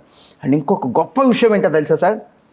బహుశా నేను ఈ పాడ్కాస్ట్లో చెప్పాను లేదు, నాకు గుర్తులేదు, బట్ చెప్పినా కూడా it's worth repeating. Chartered accountants, cost accountants ఎలాంటి వాళ్ళు అంటే సార్, అన్బీటబుల్, అన్స్టాపబుల్. ఓకే, ఎందుకో చెప్తాను. సపోజ్ ఏదో ఒక ఇండస్ట్రీ స్లంప్లో ఉంది, ఏదో ఒక ఇండస్ట్రీ రెసెషన్లో ఉంది లేదా స్లంప్లో ఉంది. సో సాఫ్ట్వేర్ ఇంజనీర్ సార్, మనం సాఫ్ట్వేర్ రెసెషన్లో ఉందనుకోండి, పోయినట్టే జాబ్. టాప్ ప్లేయర్ వాళ్ళు మిగులుతారు, మిగతా అందరికీ జాబ్లు పోయినట్టే. సపోజ్ ఒక చార్టర్డ్ అకౌంటెంట్ ఉన్నాడు, తను సిమెంట్ ఇండస్ట్రీలో ఉన్నాడు, cement industry is not doing well, వెళ్ళిపోవచ్చు వేరే ఇండస్ట్రీ, బ్యాంకింగ్కి వెళ్ళొచ్చు. లేదు బ్యాంకింగ్ ఇండస్ట్రీ కూడా ప్రాబ్లం ఉంది, వెళ్ళిపోవచ్చు, ఇంకొక ఇండస్ట్రీకి వెళ్ళిపోవచ్చు, మ్యానుఫ్యాక్చరింగ్కి వెళ్ళొచ్చు, లేదా ట్రేడింగ్కి వెళ్ళొచ్చు, సిమెంట్ ఇండస్ట్రీకి వెళ్ళొచ్చు, లేకపోతే కన్స్ట్రక్షన్కి వెళ్ళొచ్చు, లేదా ఎడ్యుకేషన్ ఇండస్ట్రీకి రావచ్చు. ఎన్ని ఇండస్ట్రీస్లో వెళ్ళొచ్చు అని అంటే కారణం చెప్తాను. ప్రతి ఇండస్ట్రీలో కామన్గా ఉంటుంది డబ్బు. డబ్బున్న ప్రతి చోట ఎవరు ఉండాలి? Wealth manager. Who is the wealth manager? Chartered accountant, cost accountants. So వీళ్ళు ఏ ఇండస్ట్రీలో కుదుపులు ఉన్నా, ఏ ఇండస్ట్రీలో ఇబ్బంది ఉన్నా, ఒక ఇండస్ట్రీ నుంచి ఇంకో ఇండస్ట్రీకి చాలా సింపుల్గా మారచ్చు సార్. ఆ చేంజ్, అడాప్టబిలిటీ లేదా చేంజ్ అవటం అనేది వీళ్ళకి పెద్ద కష్టం కాదు. ఎందుకంటే ప్రతి చోట వాళ్ళు చేసే పని కామన్గా వెల్త్ మేనేజ్మెంట్. ఇంత సేఫ్ సెక్యూర్ జాబ్ అని మీరు చెప్తున్నారు మాట సార్. నేను అసలు ఆ పదం వాడలేకపోయాను, నేను చాలా చెప్పాను, కానీ సేఫ్ అండ్ సెక్యూర్. ఈ సేఫ్ అండ్ సెక్యూర్ జాబ్స్ గురించి సార్, ఈ మాట అనగానే ఫస్ట్ గుర్తొచ్చేది అమ్మాయిలు. వాళ్ళు కుదిరినంత బ్యాలెన్స్డ్గా అబ్బాయిలు అడ్వెంచరస్గా ముందుకు వెళ్తారేమో కానీ అమ్మాయిలు కొద్దిగా జాగ్రత్తగా సేఫ్ అండ్ సెక్యూర్ పొజిషన్స్ చూస్ చేసుకుంటూ ఉంటారు. అమ్మాయిలు అసలు సీఏలు ఈ ట్రాక్లోకి వస్తున్నారు సార్? ఎంతమంది ఉన్నారు? What is the percentage of girls? ఒక 25 years బ్యాక్ తీసుకుంటే అవినాష్ గారు 10 to 15% కూడా అమ్మాయిలు ఉండేవాళ్ళు కాదు. ఉండేవాళ్ళు కాదంట, ఇంకా అంతకంటే తక్కువ. అవుట్ ఆఫ్ 100 ఈ రోజున 100 మంది సీఏ కానీ సిఎంఏ కానీ జాయిన్ అవుతుంటే 40 to 50% స్టూడెంట్స్ అమ్మాయిలే సార్. అండ్ అంతేకాదు సార్, అడ్మిషన్స్లో పై చేయి కాదు సార్, రిజల్ట్లో కూడా పై చేయి సాధిస్తున్నారు, ర్యాంకుల్లో కూడా పై చేయి సాధిస్తున్నారు. అన్ని విషయాల్లో అమ్మాయిలు ఏమాత్రం తక్కువ కాదు. అండ్ ఇంకొక అడ్వాంటేజ్ ఏంటి సార్ అమ్మాయిలకి అంటే, గర్ల్స్ స్టూడెంట్స్ ఈ సీఏ లేదా సిఎంఏ కోర్స్ కనుక జాయిన్ అయితే జెండర్ డిస్క్రిమినేషన్ జనరల్గా తక్కువ, డెసిషన్ మేకింగ్ లేదా పవర్ ఉన్న పోస్ట్లో ఉండదు సార్. కలెక్టర్ అమ్మాయి అబ్బాయి చూడరు, జడ్జ్ అమ్మాయి అబ్బాయి చూడరు, సీఎం అబ్బాయి అమ్మాయి చూడరు. అక్కడ ఇలాంటి జెండర్స్ ఉండవు సార్, అంటే జెండర్ డిస్క్రిమినేషన్ ఉండదు. సో సీఏలు ఏంటి sir, decision making authority top లెవెల్లో ఉంటారు. వీళ్ళకి అమ్మాయి అయినా అబ్బాయి అయినా మేక్స్ నో డిఫరెన్స్. ఇది ఒక అడ్వాంటేజ్. సో స్ట్రెస్ సంగతి సార్, వర్క్ స్ట్రెస్ ఇవన్నీ ఉంటాయి కదా? డెఫినెట్లీ సార్ డెఫినెట్లీ స్ట్రెస్ ఉంటుంది. స్ట్రెస్ తక్కువ ఉంటుంది అనేది అబద్ధం, కానీ ఫిజికల్ స్ట్రెస్ ఉండదు. ఫిజికల్ స్ట్రెస్ ఉండదు, ఎందుకంటే క్లయింట్ వచ్చి తన డెసిషన్ మన మీద పెట్టేస్తాడు, మనమే డెసిషన్ తీసుకోవాలి. So definitely various permutations and combinations ఖచ్చితంగా మనం ఆలోచించాలి. సో టాప్ లెవెల్ మేనేజ్మెంట్లో ఎప్పుడు ఉంటుంది సార్, మన లెవెల్ 1 లెవెల్ 2 మేనేజ్మెంట్లో ఉన్నప్పుడు అది అబ్బాయి అయినా ఉంటుంది అమ్మాయి అయినా ఉంటుంది. ఈవెన్ ఎందుకు హౌస్ వైఫ్కైనా ఉంటుంది. ఆ స్ట్రెస్ అనేది ఇంట్లో హౌస్ వైఫ్కైనా ఉంటుంది. How we manage it, how we handle it, definitely దాని మీదే మన సక్సెస్ ఆధారపడి ఉంటుంది. సో స్ట్రెస్ అయితే ఉంటుంది, బట్ ఫిజికల్ స్ట్రెస్ అయితే కాదు సార్. సో ఇంకోటి సార్, వర్క్ ఫ్రమ్ హోమ్ అమ్మాయిలకి హ్యాపీగా మనం వర్క్ ఫ్రమ్ హోమ్ 1 year ఇస్తే 2 years ఇస్తేనే సంతోషపడ్డామే. Life time work from home chance ఉంది సార్ ఈ సీఏలో. ఏముంది సార్, ఇప్పుడు సపోజ్ నేను ఒక ఉమెన్ సీఏ, కింద నేను ఆఫీస్ పెట్టుకుంటా, పైన మా ఇల్లు, లైఫ్ టైం నేను వర్క్ ఫ్రమ్ హోమ్లో ఉండొచ్చు. సో గర్ల్స్కి బాగా సూట్ అవుతుంది కాబట్టి గర్ల్స్ స్టూడెంట్స్ యొక్క ఎన్రోల్మెంట్స్ బాగా పెరుగుతుంది సార్. ర్యాంకులు అని చెప్పాను కదా సార్, ప్రిడామినెంట్లీ ఈ రోజు ర్యాంకులు సాధిస్తుంది ఎక్కువ మంది ఎవరో తెలుసా సార్, సిఎస్ఎంఏ కోర్సులో అమ్మాయిలే. సో రీసెంట్గా మనకు August 2024 CMA results, CMA all India first వచ్చింది ఫైనల్ అమ్మాయి. సో ప్రిడామినెంట్లీ వాళ్ళే రిజల్ట్ ర్యాంకులు సాధిస్తున్నారు. అండ్ ఇందాక నేను చెప్పానా లేదా గుర్తులేదు సార్, బట్ మళ్ళీ ఒక్కసారి నేను ఎంఫసిస్ చేయాలి, దాని మీద హైలైట్ చేయాలి. సిఏ కోర్సులో సిఎంఏ కోర్సులో ర్యాంక్ రావక్కర్లేదు సార్, ఇది ఈ కోర్సులో ఉన్న బ్యూటీ. పాస్ అయితే చాలు. వేరే ఐఐటీలో మనం పాస్ అయితే చాలా, ఐఐటీలో సీట్ రావాలంటే పాస్ అయితే సరిపోదు, కట్ ఆఫ్ మార్క్స్ వస్తే సరిపోదు, మంచి ర్యాంక్ రావాలి. అది కూడా మన పక్కన ఉన్న స్టూడెంట్ కంటే మంచి ర్యాంక్ రావాలి. నీట్లో కూడా అంతే కదా, కట్ ఆఫ్ మార్క్స్ వస్తే సరిపోదు కదా, పాస్ అయితే సరిపోదు కదా, పాస్ మార్క్స్ వస్తే సరిపోదు కదా, ర్యాంక్ రావాలి. అది కూడా మన పక్కన ఉన్న స్టూడెంట్ కంటే మంచి ర్యాంక్ రావాలి. యూపీఎస్సీ ఎగ్జామినేషన్ అంటే సివిల్ సర్వీసెస్, వాటిలో కూడా అంతే, పాస్ అయితే సరిపోదు కదా, కట్ ఆఫ్ మార్క్స్ వస్తే సరిపోదు కదా, సీట్లు ఉండే పరిమితం కాబట్టి ర్యాంక్ రావాలి. అది కూడా మంచి ర్యాంక్ రావాలి, మన పక్కన ఉన్న స్టూడెంట్స్ కంటే మంచి ర్యాంక్ రావాలి. సీఏ లేదా సిఎంఏలో సార్ అసలు ర్యాంక్ లెక్కర్లా, కేవలం మెరిట్ స్టూడెంట్స్ని రికగ్నైజ్ చేసి భుజం తట్టి ఎంకరేజ్ చేయడం కోసం ఆల్ ఇండియా లెవెల్లో 50 ర్యాంకులు ఇస్తారు సార్, 50. మిగతా ఎవరికి ర్యాంక్ అనేది ఉండదు సార్, పాస్ లేదా ఫెయిల్. ఇది ఈ కోర్సులో ఉన్న మరో బ్యూటీ సార్. సార్ మీ వైఫ్ కూడా సీఏ అని చెప్పేసి విన్నాను. ఇప్పుడు అమ్మాయిల గురించి మనం మాట్లాడుకుంటున్నాం కాబట్టి, మీ వైఫ్ అప్పట్లోనే సీఏ పూర్తి చేశారంట. Can you please tell little bit about your family and everyone who is into CA from your family? Absolutely sir మా నాన్నగారి గురించి చెప్పాలి సార్. ఇక్కడ చెప్పకపోతే నేను చాలా మిస్ అయినట్టు. నేను వే బ్యాక్ 2002లో సీఏ పాస్ అయినప్పుడు, 2002లో ఒకే రోజు అన్నదమ్ములు ఇద్దరం పాస్ అయ్యాం సార్. తమ్ముడు కూడా సీఏనే, ఒకే రోజు సీఏ పాస్ అయ్యాం ఇద్దరం. సీఏ ఫైనల్ ఇద్దరు అయిపోయింది. సో మేము ప్రాక్టీస్ పెట్టాలనుకున్నప్పుడు ఒక గ్రేట్ థాట్ అది. నాన్న చాలా క్లియర్గా చెప్పింది. నాన్న ఏంటంటే మోర్ దెన్ 20 years ఒక ఆడిటర్ ఫామ్లో సీఏ ఫామ్లో మేనేజర్గా చేశారు సార్. ఆయన ఏమని చెప్పారంటే, లేదు మోహన్, ఇన్నాళ్ళు మీరు చదువుకున్నారంటే మన ఫ్యామిలీ కంఫర్టబుల్గా నడిచిందంటే నాకు వస్తుంది శాలరీ. ఆ శాలరీ ఇస్తుంది ఎవరు, మన ఆడిట్ ఫామ్. సో మీరు మళ్ళీ సీఏ ప్రాక్టీస్ పెట్టి మాకు డైరెక్ట్గానో ఇండైరెక్ట్గానో కాంపిటీషన్గా రావద్దు. నెంబర్ 2, నాకు అదొక ఎథికల్ ఇష్యూ అయింది. ఎథికల్ డైలమా అంటే ఏంటి, సపోజ్ ఎవరో కొత్త ఫ్రెండ్ వచ్చాడు, బిజినెస్ స్టార్ట్ చేశాడు, కొత్తగా ఒక కొత్త ఫైల్ బిజినెస్ స్టార్ట్ చేశాడు. ఆ లెక్కలు లేకపోతే ఐటీ రిటర్న్స్ ఏంది ఫైల్ చేయడానికి కొత్త ఫైల్ ఒకటి నా దగ్గరికి వచ్చి అడుగుతాడు, శివప్రసాద్ గారు మీ అబ్బాయిలు కూడా ప్రాక్టీస్ పెట్టారు కదా, వాళ్ళకి ఇమ్మంటారు ఆ ఫైల్, మీరు పనిచేస్తున్న ఆడిట్ ఫామ్లో ఇమ్మంటారంటే ఏం చెప్పాలి నేను? వద్దురా, నాకు ఆ ఎథికల్ డైలమా తేవద్దు. దాంతోపాటు ఒక 5 ఏళ్ళు అయిన తర్వాత మీరు బాగా షైన్ అవుతారు. మీరేం అడుగుతారు, నాన్న మేము బాగా షైన్ అయ్యాం కానీ నీకు ఎక్స్పీరియన్స్ బాగా ఉంది ఈ ఇండస్ట్రీలో, ఆడిట్ ఫామ్లో కానీ ఆడిటింగ్ ఇండస్ట్రీలో కానీ సీఏ ఫర్మ్లో కానీ, నువ్వు మా దగ్గరికి వచ్చాయంటారు. నాతో పాటు ఒక 10 మందో 20 మంది క్లయింట్స్ కూడా వస్తారు. ఇవన్నీ వద్దు, మీరు ఆల్టర్నేటివ్ కెరీర్ తీసుకోమన్నారు. దట్ ఈస్ ద రీజన్ నేను ఒక సీఏ కోచింగ్ సంస్థ పెట్టడం. జనరల్గా ఎలా ఉంటుందంటే సార్, ఒక సంస్థ 20 సంవత్సరాలు కంటిన్యూ అవ్వటం it it self is the biggest achievement. A institution కూడా, అంటే ఏ ఇన్స్టిట్యూషన్ అనే మాట కంటే కూడా లెట్ మీ రీప్లేస్ చాలా ఇన్స్టిట్యూషన్స్ 2 years 3 years 5 yearsలో కనుమరుగైపోతాయి సార్. చాలా వ్యాపార సంస్థలు మాస్టర్ మైండ్స్ 20 years దాటి ఇప్పటికి కూడా సక్సెస్ఫుల్గా కంటిన్యూ అవుతుందంటే చాలామందికి తెలియని సీక్రెట్ని ఇప్పుడు ఓపెన్గా చెప్తున్నాను. సో అమెజాన్ కానీ లేకపోతే జొమాటో కానీ ఇటువంటి బాగా సక్సెస్ అయినట్టు కాదు సార్, ఒక సోషల్ ప్రాబ్లమ్ని అవి అడ్రస్ చేస్తాయి. అలా కామర్స్ అనేటువంటి కెరియర్లో, కామర్స్ అనే సిస్టంలో లేదా కామర్స్ అనే ఎడ్యుకేషన్లో చాలా గ్యాప్ ఉంది మేము స్టార్ట్ చేసినప్పుడు 2002లో. అది మేము అడ్రస్ చేశాం కాబట్టి ఒక ఆల్టర్నేటివ్ ఎడ్యుకేషన్ సిస్టమ్గా మేము మారాం కాబట్టి ఈరోజు ఇన్ని సంవత్సరాల పాటు మేము మనగలిగాం. So thanks to my family members. నా తమ్ముడు సీఏ, నా వైఫ్ కూడా సీఏనే సార్. అలానే నా కజిన్స్ కానీ నా ఓన్ థిక్ అండ్ క్లోజ్ రిలేటివ్స్లో మా ఫ్యామిలీలో సీఏలు కానీ సిఎంఏ అంటే చార్టర్డ్ అకౌంటెంట్స్ కానీ కాస్ట్ అకౌంటెంట్స్ కానీ మోర్ దెన్ 15 members ఉన్నారండి. సో ఆ విషయంలో మాత్రం గాడ్స్ బ్లెస్సింగ్. సో ఇంతమంది మీ ఫ్యామిలీలో ఉన్నారు అండ్ మీరు మొత్తం ఎంతమంది తయారు చేశారు సార్? నేను విన్నది ఏంటంటే గుంటూరు బ్రాడీపేటను మీరు ఇంకో అమీర్పేట చేశారు అన్నట్టు విన్నా నేను. లైక్ అసలు ఎంతమంది ఉన్నారు, ఎంతమందిని తయారు చేశారు? మీరు బ్రాడీపేట ఏరియా చూస్తే సార్ డైరెక్ట్గా మా మీద డిపెండ్ అయ్యేటటువంటి hostels, paying guest rooms, hotels, రెస్టారెంట్లు, జ్యూస్ షాపులు. అమ్మో సో ఇనీషియల్ డేస్లో మాస్టర్ మైండ్స్ ఇంత పెద్ద ఆర్గనైజేషన్గా వెళ్తుంది, ఇన్ని సంవత్సరాలు ఉంటుంది అనేటువంటి క్లారిటీ, విజన్ రెండు లేవు. అందుకని నేనైతే పక్కా రికార్డ్స్ రాయలేదు సార్. పక్కా రికార్డ్స్ అయితే నేను మెయింటైన్ చేయలేదు. కానీ సబ్జెక్ట్ టు కరెక్షన్, నా అంచనా ప్రకారం మాస్టర్ మైండ్స్ డైరెక్ట్గా కానీ ఇండైరెక్ట్గా కానీ సిఏ లేదా సిఎంఏ పాస్ అవడానికి either we are directly reason or indirectly reason for a person to qualify CA or CMA. అంటే సిఎంఏ కానీ సిఏ కానీ పాస్ అయిన వాళ్ళలో పిల్లల్లో కనీసం 20,000 మందికి మేము డైరెక్ట్లీ లేదా indirectly we have been a cause అంటున్నాను. We have been a cause. So అంటే ఏంటి, మీకు ఇంకా ఎగ్జాంపుల్ చెప్తాను. అంటే గ్రేగా చెప్పకుండా ఎగ్జాంపుల్ చెప్తాను. సిఏ జాయిన్ అయ్యాడు పిల్లోడు, సిఏ ఫౌండేషన్, సిఏ ఇంటర్ మా దగ్గర చదివి ఫైనల్ ఇంకెక్కడికి వెళ్ళిపోవచ్చు. సో అందుకని నేను చెప్తాను డైరెక్ట్లీ ఆర్ ఇండైరెక్ట్లీ ఫైనల్ దాకా మా దగ్గరే ఉండొచ్చు, కంప్లీట్గా టోటల్ సిఏ దాకా మా దగ్గర ఉండొచ్చు. సో అలా కనీసం 20,000 మంది మేము సిఏ కానీ సిఎంఏ కానీ పాస్ చేయించుంటాం సార్. దాంట్లో బరాబర్ ఈ క్షణానైనా సరే నేను 10,000 మంది డేటా ఇవ్వగలను. మా దగ్గర పాస్ అయిన వాళ్ళు డేటా మెయింటైన్ చేయడం మొదలుపెట్టారు. లాస్ట్ 10 years నుంచి డేటా మెయింటైన్ చేయడం మొదలుపెట్టా. గతంలో చేయలేదు కానీ లాస్ట్ 10 years నుంచి మెయింటైన్ చేశా.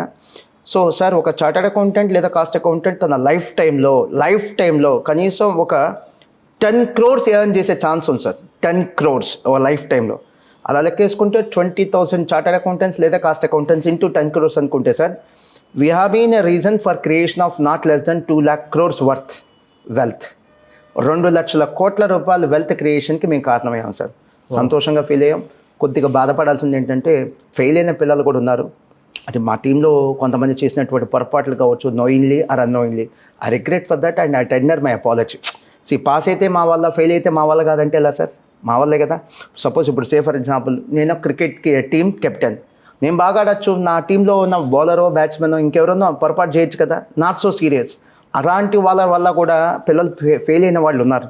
So I tender my apology for that. Fail అయిన వాళ్ళకి కూడా నేను బాధ్యత తీసుకుంటున్నాను. I tender my apology. ఇంకంతకంటే పెద్ద మాట నాకు తెలియదు. మీరు చాలా హంబుల్గా ఉన్నారు కాబట్టి ఆ మాట చెప్తున్నారు సార్. చాలా మంది అయితే మంచి జరిగితే క్రెడిట్ వరకు ఉంటారు అండ్ చెడు జరిగితే వాళ్ళు అక్కడ కనుచూపు మేరలో కూడా కనిపించరు. అండ్ ఒక ప్రశ్న సార్, జిఎస్టీ వచ్చిన తర్వాత చార్టర్డ్ అకౌంటెంట్స్కి బాగా పని పెరిగింది, ఇంకా డిమాండ్ పెరిగిందని విన్నాను. Can you give us some numbers, accurate data చెప్పగలరా దీని గురించి? Absolutely sir. మీ టీం ఎవరో నేను వెళ్ళేటప్పుడైనా సార్ ఒక్కసారి కలవాలనుకుంటున్నాను sir. You have done lot of research. ఎంత వాల్యుబుల్ క్వశ్చన్స్ సార్ మీరు అడిగింది, ఎంత వాల్యుబుల్ క్వశ్చన్స్. కంటెంట్ క్రియేటర్కి ఫస్ట్ ఉండాల్సింది సార్ మంచి కెమెరామ్యాన్, మంచి టీము, మంచి అపీరెన్స్, మంచి ఫిజిక్ కాదు సార్, బ్రెయిన్ స్టార్మింగ్. మీరు ఆ బ్రెయిన్ స్టార్మింగ్ హానెస్ట్లీ చెప్తున్నాను చాలా బాగా చేశారు. సో జిఎస్టీ అనేది సార్ 2017లో 2017లో వచ్చినటువంటి ఒక రెవల్యూషన్, విప్లవం. అండ్ ఆ విప్లవం కనీసం ఇంకో 50 ఏళ్ళు ఉంటుంది సార్. జిఎస్టీ అనేటువంటి లా లేదా ట్యాక్స్ అనేది కనీసం ఇండియాలో ఇంకో 50 ఏళ్ళు ఉంటుంది సార్. సో జిఎస్టీ ఇంత సక్సెస్ఫుల్గా అంటే మంచి చెడు అంటే జిఎస్టీ అనేది ఈ మధ్య బాగా ట్రోల్ అవుతుంది, చాలా మేమ్స్ కూడా వస్తున్నాయి దాని మీద. జిఎస్టీని నచ్చవని వాళ్ళు ఉన్నారు, పెయిన్ఫుల్గా ఫీల్ అయ్యే వాళ్ళు ఉన్నారు. నేను దాని గురించి వెళ్ళట్లేదు సార్, ఆ కోణంలో వెళ్ళట్లేదు నేను. జిఎస్టీ ఇంత సక్సెస్ఫుల్గా ఇంప్లిమెంట్ అవుతుంది ఇండియాలో అని అంటే ఖచ్చితంగా గ్రోత్ పార్ట్నర్స్ సక్సెస్ఫుల్గా జరుగుతుంది. అంటే గ్రోత్ పార్ట్నర్స్ ఎవరండి అంటే చార్టర్డ్ అకౌంటెంట్స్ లేదా కాస్ట్ అకౌంటెంట్స్. ఈ యాక్ట్ ఇంత చక్కగా ఇంప్లిమెంట్ అవుతుంది, ఇంత రెవెన్యూ జనరేట్ అవుతుందంటే డెఫినెట్లీ కారణం ఎవరంటే chartered accountants, cost accountants sir. Sir సుమారుగా నెలకి 2 లక్షల కోట్లు వస్తుంది సార్ జిఎస్టీ కలెక్షన్. అంటే yearly 24 lakhs. Soon it will touch 30 lakh crores. ఒక 2-3 ఏళ్ళలో 30 lakh crores వెళ్ళిపోయేది. అంత పెద్ద ట్యాక్స్ కలెక్షన్ లా అనేది మన పోస్ట్ ఇండిపెండెన్స్ అయితే రాలేదు సార్. సో దీనివల్ల ఏమవుతుంది, ఇప్పుడే చెప్పాను, జిఎస్టీ సక్సెస్ఫుల్గా ఇంప్లిమెంట్ అవుతుంది. ఇంత సక్సెస్ఫుల్గా నడుస్తుందంటే ఎవరు కారణం? గవర్నమెంట్ ఎంప్లాయీసే కాదు, గవర్నమెంట్ అఫీషియల్సే కాదు, గవర్నమెంటే కాదు, we people, chartered accountants, cost accountants. అంటే మీనింగ్ ఏంటి సార్?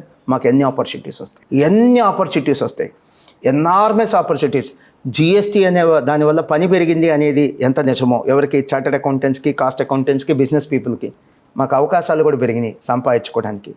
చాలా మంచి సంపాదన చార్టర్డ్ అకౌంటెంట్స్కి, కాస్ట్ అకౌంటెంట్స్కి జిఎస్టీ ద్వారా వస్తుంది అనేది నిజం.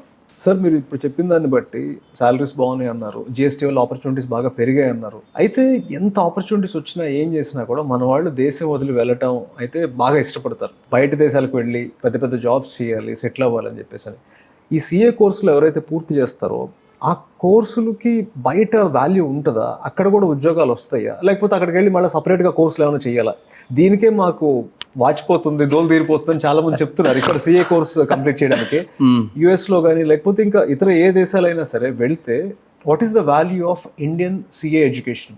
Super sir. సో అమెరికా మోజు మన సిఏ తీర్చగలదా అంటారు. అమెరికా మోజు, exactly, that's the right word. ఖచ్చితంగా సార్, నేను చాలా చక్కగా హానెస్ట్గా ఆన్సర్ చేస్తాను.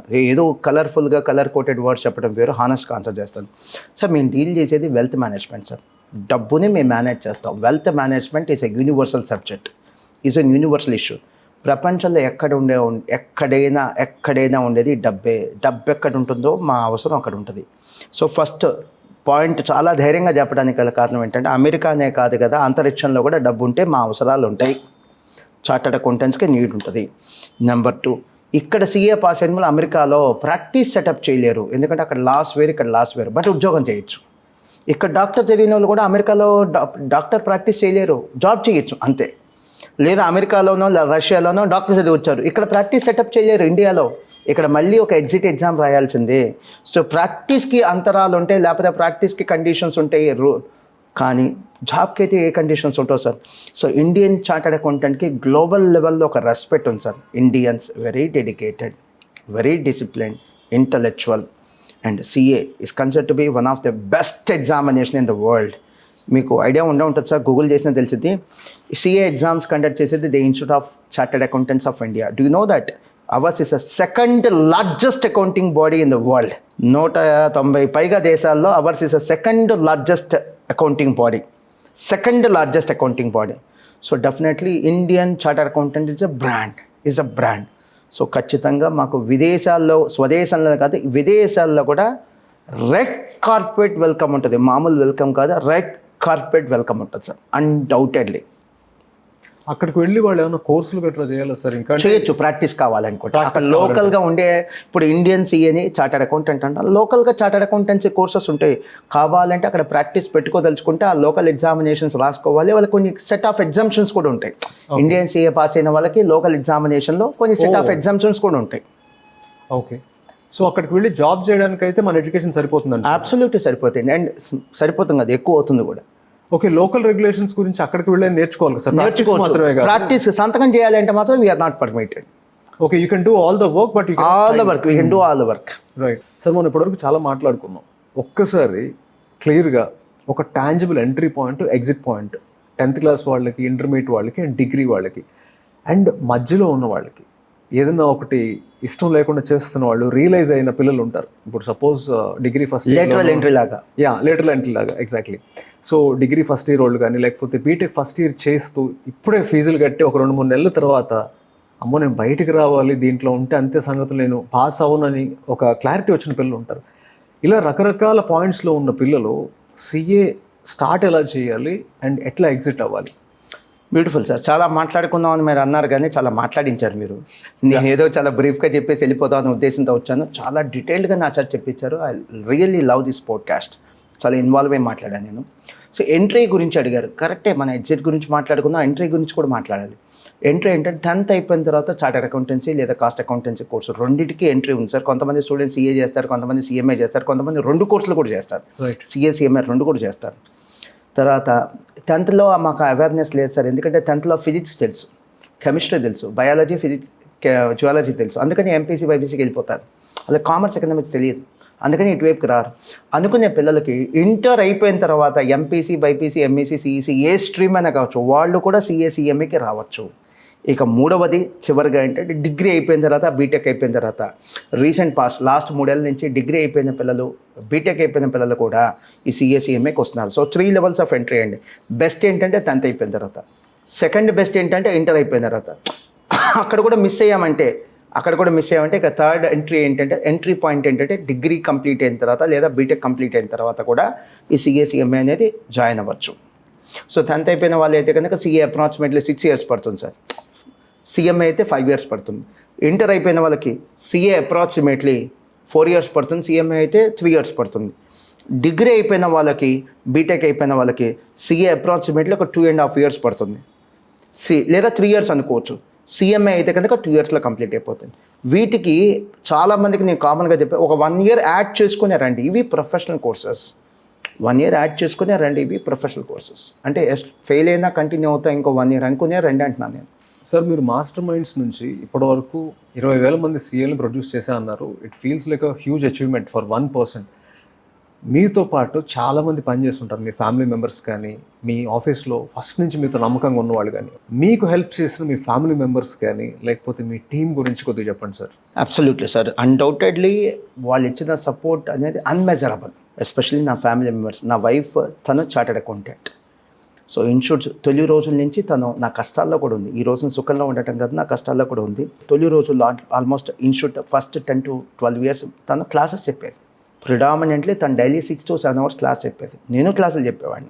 సో నా వైఫ్తో పాటు నా తమ్ముడు, నా క్లాస్మేటే కాదు, నా లైఫ్లో కూడా, నా బిజినెస్లో కూడా, నా ఎంటర్ప్రినర్షిప్లో కూడా తను పార్ట్నర్. ఇప్పటికి కూడా తను కలిసే పనిచేస్తున్నాడు. అలానే నా బ్రదర్ ఇన్ లా, సో తను నాతోనే ఉంటాడు, మా ఫాదర్ ఇన్ లా నాతోనే ఉంటాడు, మా నాన్నగారు నాతోనే ఉంటారనే దానికంటే వాళ్ళతో నేను ఉంటాను. So I'm really blessed to have such a family sir. Next జన్మలో కూడా ఏదైనా ఛాన్స్ ఉంటే వీళ్ళ మధ్య ఉండాలి, వీళ్ళతోనే కలిసి ఉండాలి అని నా చిన్న కోరిక. Honestly I'm not boasting, honestly అంత supportive family and team members కూడా. సో ఇలా వర్కాలిక్గా పనిచేసినప్పుడు, ఎంత పిచ్చి పట్టి పనిచేసినప్పుడు ఖచ్చితంగా సరైన టీమో, తోడున్న టీమో లేకపోతే కనుక పని చేయలేం సార్, పని చేయలేం. సో మా టీమ్ మెంబర్స్ సపోర్ట్ చేసిన వాళ్ళు చాలామంది ఉన్నారు. వాళ్ళ గురించి చెప్పుకోవాలంటే కనీసం ఒక 40-50 పేర్లు ఉంటాయి. అందుకని నేను ఒక సింపుల్ మాటలో ఏం చెప్పాలంటే thanks to all the team members. And పెద్ద సంస్థను స్టార్ట్ చేసాం, మరి సక్సెస్ అయ్యేది ఎప్పుడు సార్? స్టూడెంట్స్, పేరెంట్స్ సపోర్ట్ చేస్తేనే కదా. We should not forget that. ఆ కార్నర్ని మిస్ చేయకూడదు. సో ఫ్యామిలీ సపోర్ట్ చేసింది, స్టాఫ్ సపోర్ట్ చేశారు. మీ అందరం కలిసి పనిచేయడానికి అవకాశం ఇచ్చింది ఎవరంటే స్టూడెంట్స్ అండ్ పేరెంట్స్, మాకు అడ్మిషన్ ఇచ్చినటువంటి పేరెంట్స్. మీ బ్రాంచెస్ మొత్తంలో ఎంతమంది పనిచేస్తారు సార్ పిల్లల కోసం? చాలా ఒక సైన్యం ఉండొచ్చు కదా. టీచింగ్ కానీ, నాన్ టీచింగ్ కానీ, ఫుల్ టైం కానీ, పార్ట్ టైం కానీ, ఫ్రీలాన్సర్గా పనిచేసే స్టాఫ్ కానీ, వీళ్ళందరూ ఈజీగా ఒక 1000 అప్రాక్సిమేట్లీ ఉంటారు. 1000 మంది పనిచేస్తారు, స్టాఫ్ ఉంటారు. వావ్. సార్, చివరిగా నాకు ఒక్క క్వశ్చన్ ఉంది సార్. అదేంటంటే చాలామంది పిల్లలు నాకు మెసేజ్ చేసేవాళ్ళు, ఈమెయిల్ చేసేవాళ్ళు చాలామంది పిల్లలు ఉన్నారు. వాళ్ళు ఏమంటారంటే డిగ్రీలోకి వెళ్ళాను, నాకేం అర్థం కావట్లేదు, బీటెక్లోకి వెళ్ళాను, నాకు అర్థం కావట్లేదు, ఇంట్లో వాళ్ళు చెప్పేద్దాం అనుకుంటున్నాను, చాలా ఖర్చు పెడుతున్నారు, ప్రతి నెల మా నాన్న నా గురించి ఇంత పాకెట్ మనీ అని, ఇంత ఫీజు అని కడుతున్నాడు, నేను ఫెయిల్ అవుతానని తెలిసినా కూడా ఆయన చేత డబ్బులు కట్టిస్తున్నాను, ఎందుకంటే నోరు తెరిచి నా ప్రాబ్లం ఇది, నేను చేయలేకపోతున్నానని చెప్తే నన్ను ఊరుకోరు. ఇలాంటి పాయింట్లో నేను ఈ చదువు డిస్కంటిన్యూ చేసి ఇంకొక స్ట్రీమ్, సిఏ అనే కాదు, కామర్స్ అని కాదు, ఇంకొక స్ట్రీమ్కి వెళ్ళడానికి నాకు సపోర్టింగ్ సిస్టమ్ ఏమీ లేదు, నాకు ధైర్యం చాలట్లేదు, మా పేరెంట్స్ ఊరుకోరు, సొసైటీ ఊరుకోదు, అండ్ కాలేజ్ కూడా మొట్టుకాయలేస్తుంది, ఏరా పిరికోడ్లో పారిపోతున్నావా, నువ్వు ఛాలెంజ్ని ఫేస్ చేయాలంటది. నాకు నిజంగా ఇది సెట్ అవ్వట్లేదు అనే పిల్లలు చాలామంది ఉన్నారు. వాళ్ళకి మీరు ఏం చెప్తారు sir? So beautiful question sir. 2 answers ఇస్తాను. ఒకటి, వాడు డిగ్రీ పాస్ అవ్వలేకపోతున్నాను లేదా బీటెక్ పాస్ అవ్వలేకపోతున్నాను, ఆల్టర్నేటివ్ కెరీర్ లైక్ సిఏ లాంటి కోర్సెస్కి వస్తానంటే వద్దని చెప్తా. బీటెక్ డిగ్రీ కూడా చేయలేనప్పుడు మా కోర్స్కి వచ్చి నువ్వు సాధించేది ఏం లేదు, మాకు ఫీజులు కట్టను తప్ప. అలా కాకుండా అక్కడ నేను చేయలేక కాదు సార్, నాకు ఇంట్రెస్ట్ లేదు, నేను కనెక్ట్ అవ్వట్లేదు ఆ కోర్సెస్కి, బీటెక్ కానీ డిగ్రీ కానీ నేను కనెక్ట్ అవ్వట్లేదు అనుకున్నప్పుడు లాస్ట్ దాకా అంటే 4th year దాకా కంప్లీట్ చేసి డబ్బులు వేస్ట్ చేసి నీ కెరీర్ని తాకట్టు పెట్టే బదులు, రిస్క్ పెట్టే బదులు ధైర్యం చేసి అమ్మా నాన్నకి చెప్పు. ఒక అమ్మాయి నచ్చిందంటే ధైర్యం చేసి అమ్మా నాన్నకి చెప్పట్లా, అలా నాకు ఈ కోర్స్ నచ్చలేదని చెప్పి అమ్మా నాన్నకి చెప్పు. ఇప్పటికైనా సరే నీకు నచ్చిన కోర్స్ మార్చుకో, అది సిఏ కావచ్చు, సిఎంఏ కావచ్చు. సో బీటెక్లో 2 years అయిపోయింది సార్, లేదా డిగ్రీలో 1 year అయిపోయింది, అయితే ఫర్దర్ డ్యామేజ్ అవ్వకుండా ఇప్పుడైనా డెసిషన్ తీసుకోమంటున్నాను. ఆల్రెడీ నువ్వు తీసుకోకపోవటమే పెద్ద తప్పు, నీకు ఇంట్రెస్ట్ లేకపోయినా ఆ కోర్స్ కంటిన్యూ అయితే ఇంకో పెద్ద తప్పు అంటున్నాను. అదొక point. Next one most important point, maybe parents కోప్పడొచ్చేమో ఈ ఆన్సర్ విని, దయచేసి మీ ఇంట్లో పిల్లోళ్ళలాగా భావించండి, నన్ను చూసి కోప్పడద్దు, నేను చెప్పే ఆన్సర్ని చూసి కోప్పడద్దు. చదువు మీరు ఇంట్రెస్ట్ లేనప్పుడు టైం పాస్ కోసం ఫీజులు కట్టి మీ కెరీర్ని పాడు చేసుకోవద్దు, మీ భవిష్యత్తును పాడు చేసుకోవద్దు. బోల్డ్గా ఒక డెసిషన్ తీసుకోండి, ఉద్యోగం అన్నా స్టార్ట్ చేయండి, లేదా వ్యాపారానికన్నా వెళ్ళండి. అవకాశం ఉంటే వ్యాపారం ఉద్యోగం చేస్తూ పార్ట్ టైం చదువు కూడా కంటిన్యూ చేయండి. డిస్టెన్స్ మోడ్లో ఎడ్యుకేషన్ కూడా కంటిన్యూ చేయండి. అంతేగాని టైం పాస్ కోసమో అటెండెన్స్ కోసం మీ అమ్మ కోసం మీ నాన్న కోసం మాత్రం దయచేసి కాలేజీలో ఫీజులు కట్టి అడ్మిషన్ అయితే తీసుకొని కంటిన్యూ అవ్వద్దు. ముఖస్థితి కోసం చదువుకోవద్దు. చదివితే సూపర్గా చదవండి, లేకపోతే ఇంటర్మీడియట్ చాలు మనకి. మీ కెరీర్ స్టార్ట్ చేయండి, జాబ్కి వెళ్ళిపోండి లేదా వ్యాపారానికి వెళ్ళిపోండి. Thank you so much sir, మాకు చాలా విషయాలు చెప్పారు. I'm so happy to have you today. And ఇన్ని విషయాలు చెప్పారు, మా ఆడియన్స్ కూడా చాలా అవేర్నెస్ అనేది డెవలప్ అయి ఉంటుంది. వాళ్ళ థాట్ అనేది ఎక్స్పాండ్ అయితే నాకు ఖచ్చితంగా తెలుసు. అండ్ కింద కమెంట్స్ కూడా చాలా పాజిటివ్గా వస్తాయని అనుకుంటున్నాను. అండ్ మీరు కూడా ఏమన్నా చివరిగా ఒక మాట చెప్పేసి మనం దీన్ని క్లోజ్ చేద్దాం sir. Thank you very much. నేను ఎక్స్పెక్ట్ చేయలేదు, హానెస్ట్ గారు ఒకసారి చెప్పాను, మళ్ళీ ఒకసారి చెప్పాలనిపించింది. ఎక్స్పెక్ట్ చేయలేదు ఇంత కంటెంట్ నా చేత చెప్పిస్తారని, ఇంత రీసెర్చ్ చేస్తారని. Thank you very much. Once again thanks to the viewers. మీ వాల్యుబుల్ టైం మాకు ఇచ్చారు. మీరు మాకు ఇచ్చింది ఇంటర్నెట్ డేటా కాదు, మీ valuable time. Thank you sir, thank you so much.